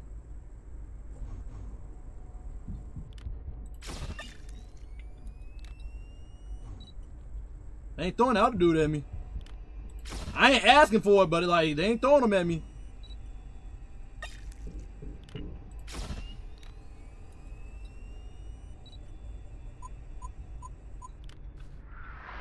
Woo! Get it? We locked in. We locked in.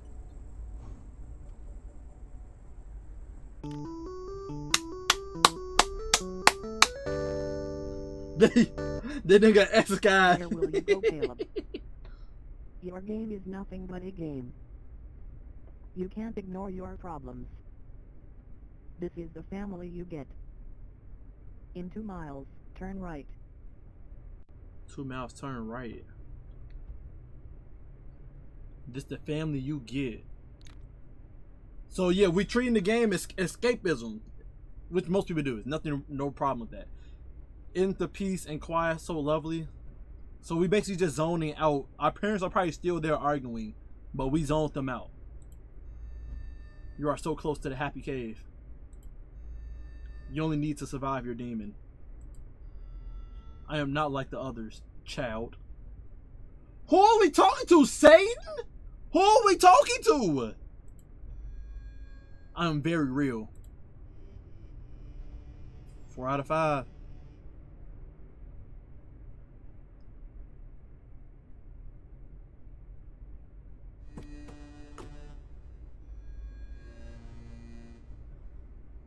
believe talking to the GPS AI. That's satanic GPS right there. Go collect items. I'm be honest, I ain't collecting nothing. We don't need nothing. We already built up. We bear trap everyone. I ain't dealing with that. Nope. That was close.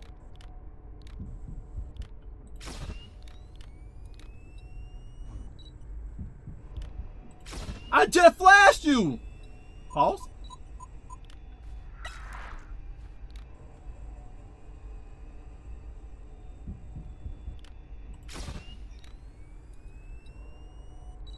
We gotta make sure the car is steering in the right direction before we even do that.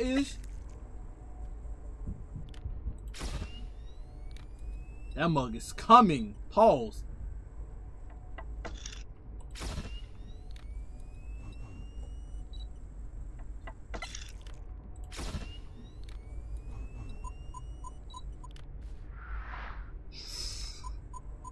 Twice?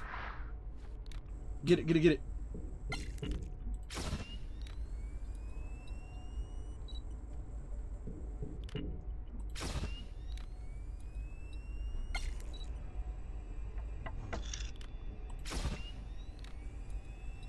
Yep.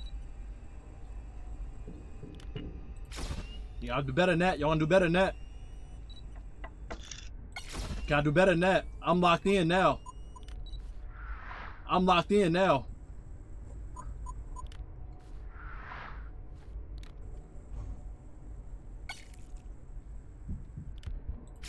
I'm locked in.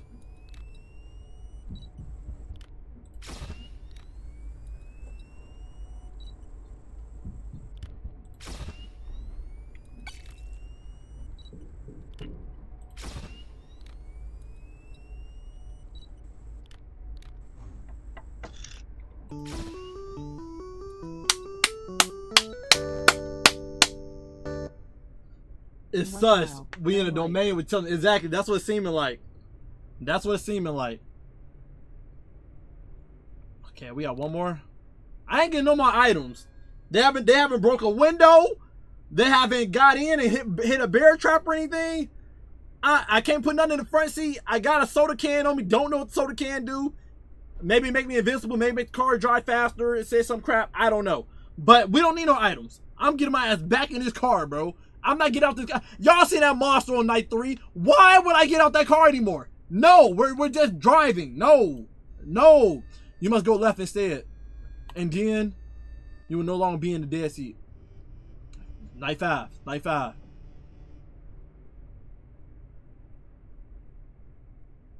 Unless they force me to get something, not happening.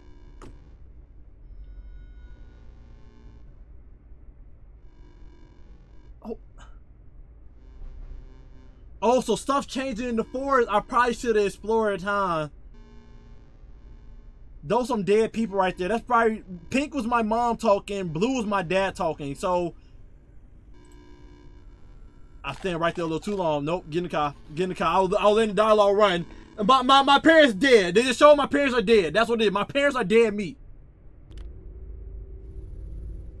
The boy is still afraid. Can you blame him? Look at us. This poisonous form. We look as we should. The boy must stay. The boy must stay. The boy must stay.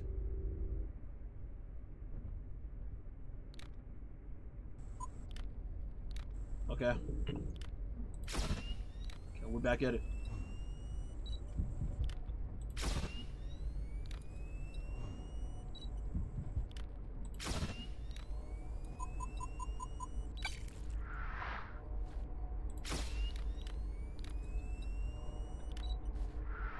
Bro, that was a close one.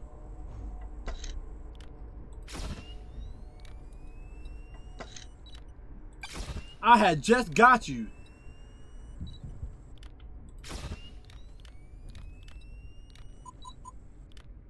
Woo!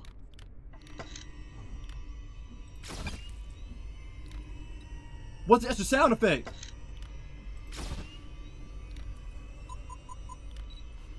They're scaring me. I got chills in my spine. I got chills in my spine.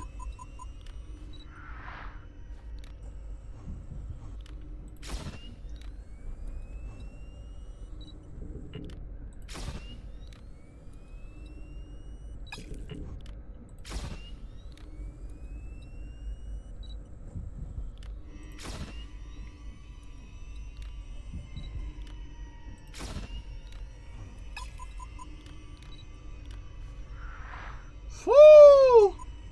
Oh!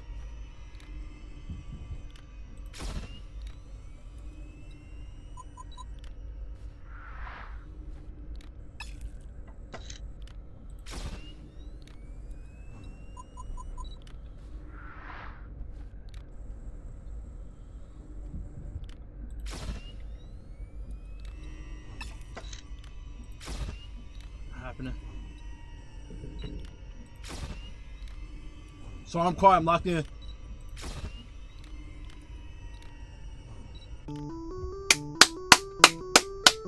Yes, sir! Talking about, yes, sir! Turn right.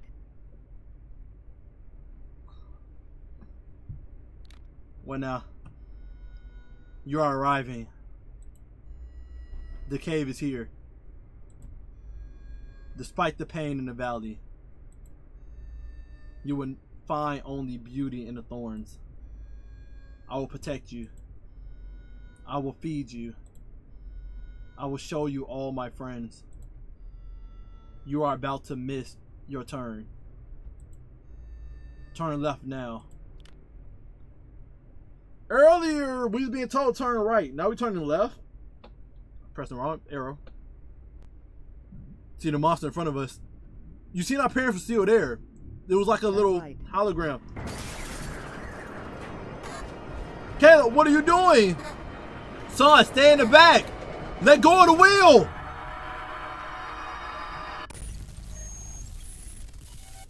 We was supposed to turn right. They didn't let me do anything though. That we was supposed to turn right. We just killed our family. Mommy. Her neck snapped.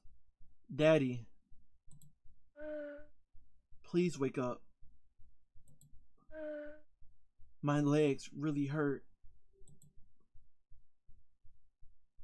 It's morning. Evening.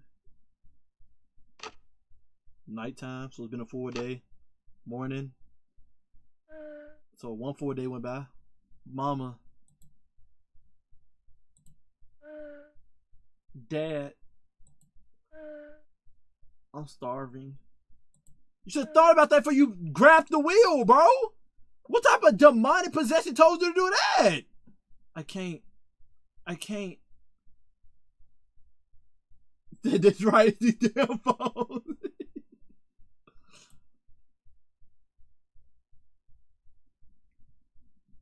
Who is first?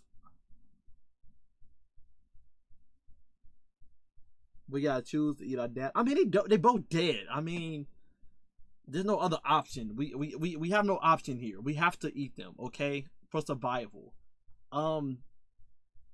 Because of you over here just listening to this voice in your head, I'm assuming you're a dick eater. So eat your dad dick, bro. Get your food, bro. Get your food, bro. Eat the dad dick, bro. There you go. Hot dog, bro. Glizzy eater, bro. Get glizzy gobbler, bro. Man, snatched them up real quick too.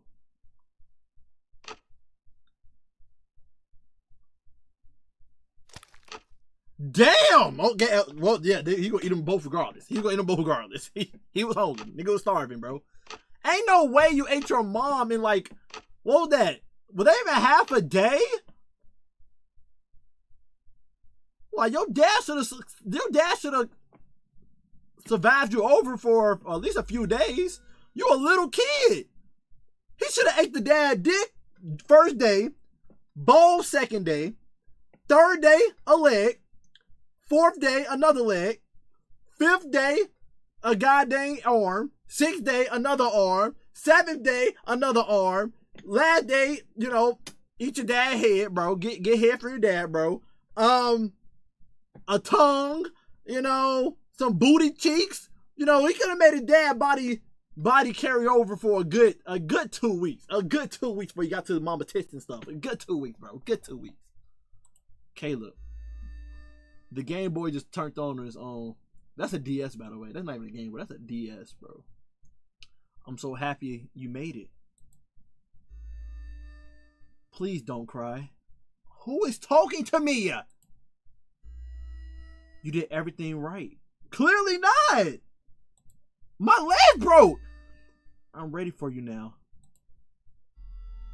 Now that you had time to heal your legs. Oh, our legs are healed now. Okay, I guess we made the food last long enough. Big back eyes. Ain't that mother would have rotted back then? I mean, it's just a dead body. It's rotting it regardless. But I feel you, I guess. I feel you. Come on now. I'm ready.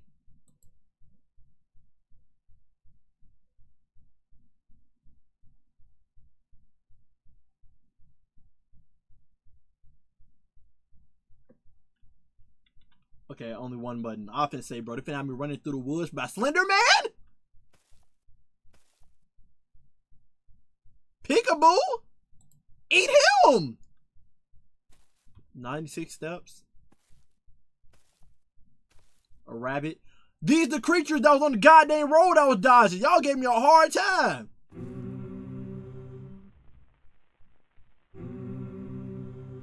Well, that scared me. Chills went down the spine, bro. Booty cheeks clenched when I said that, bro. Good boy. That nigga singing! Good boy. Good boy. Good boy.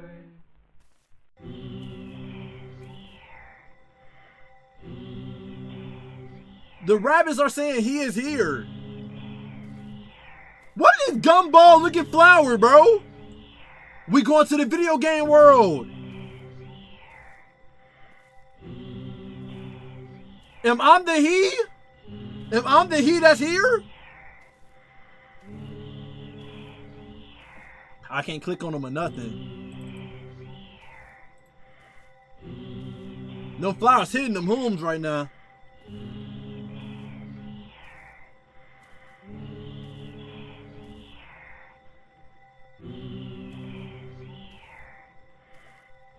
I'm trying to see if I hear them say anything else.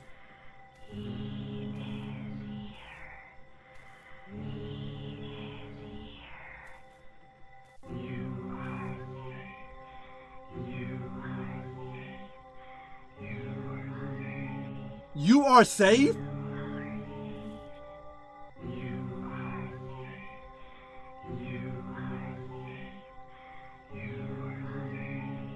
I can't hear the last word.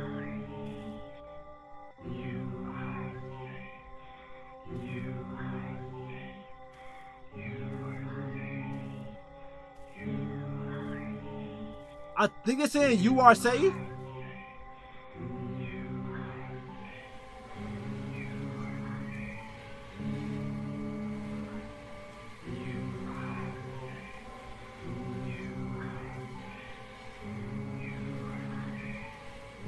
We walked to the light. We are dead. Happy Cave is hell.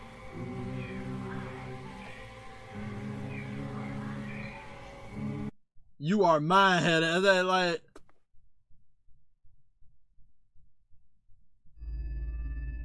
Welcome home, child. The fight is over. Finish the game. That's the end.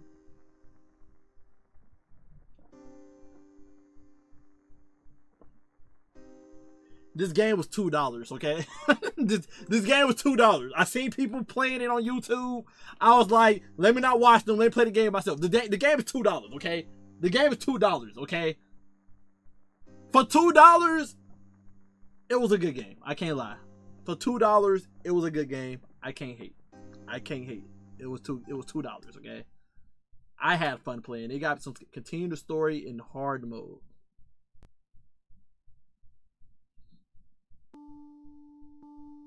Hard mode ammo story. Okay. If y'all want to see me play hard mode, y'all know what to do. Hit the like button and subscribe. And we'll visit this game again on another stream and play hard mode on the camera. I kind of want to get a sneak peek. I ain't gonna lie. I kind of want to get a sneak peek. I ain't gonna lie to you. You have selected hard mode. It is highly recommended you play the main campaign first. The story and mechanics will otherwise not make sense. Yeah. No respawns. I ain't turning that ish on. No respawns, nigga. I ain't that invested. Come on now. This ain't an RPG. Listen, all children and beware.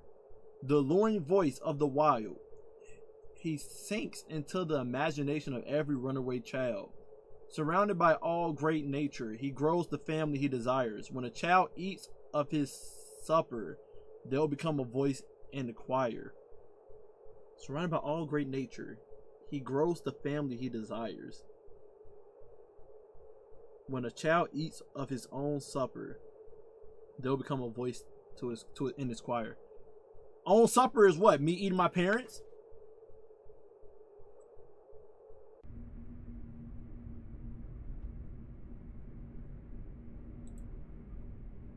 Mom, Dad.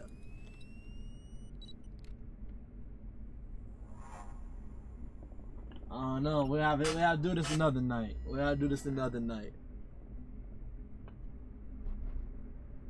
Looking a little bit more menacing. We'll have to cut it. It'll have to be another stream. Another stream.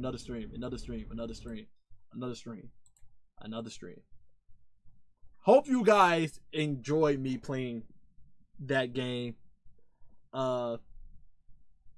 Again, I want to make sure when I'm doing my streams now, we have a multi-genre experience, okay? I want it to be where I may start off playing, let's say, just example, because the Switch 2 coming out. I may start off playing Mario Kart for an hour, and then I transition to playing Deltarune for 2 hours, and then I transition to freaking Expedition 33 for the rest of the night, right? Or we start off with an indie game that I never played before, that I see YouTubers them playing and stuff. I play that mug, and then phone going off.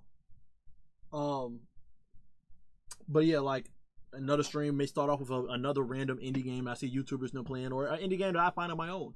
But you see what it's about, see if it's good or bad. It can be a horror game, it can be just a regular indie storytelling game, it can be an indie platformer game, whatever it is, indie game, right?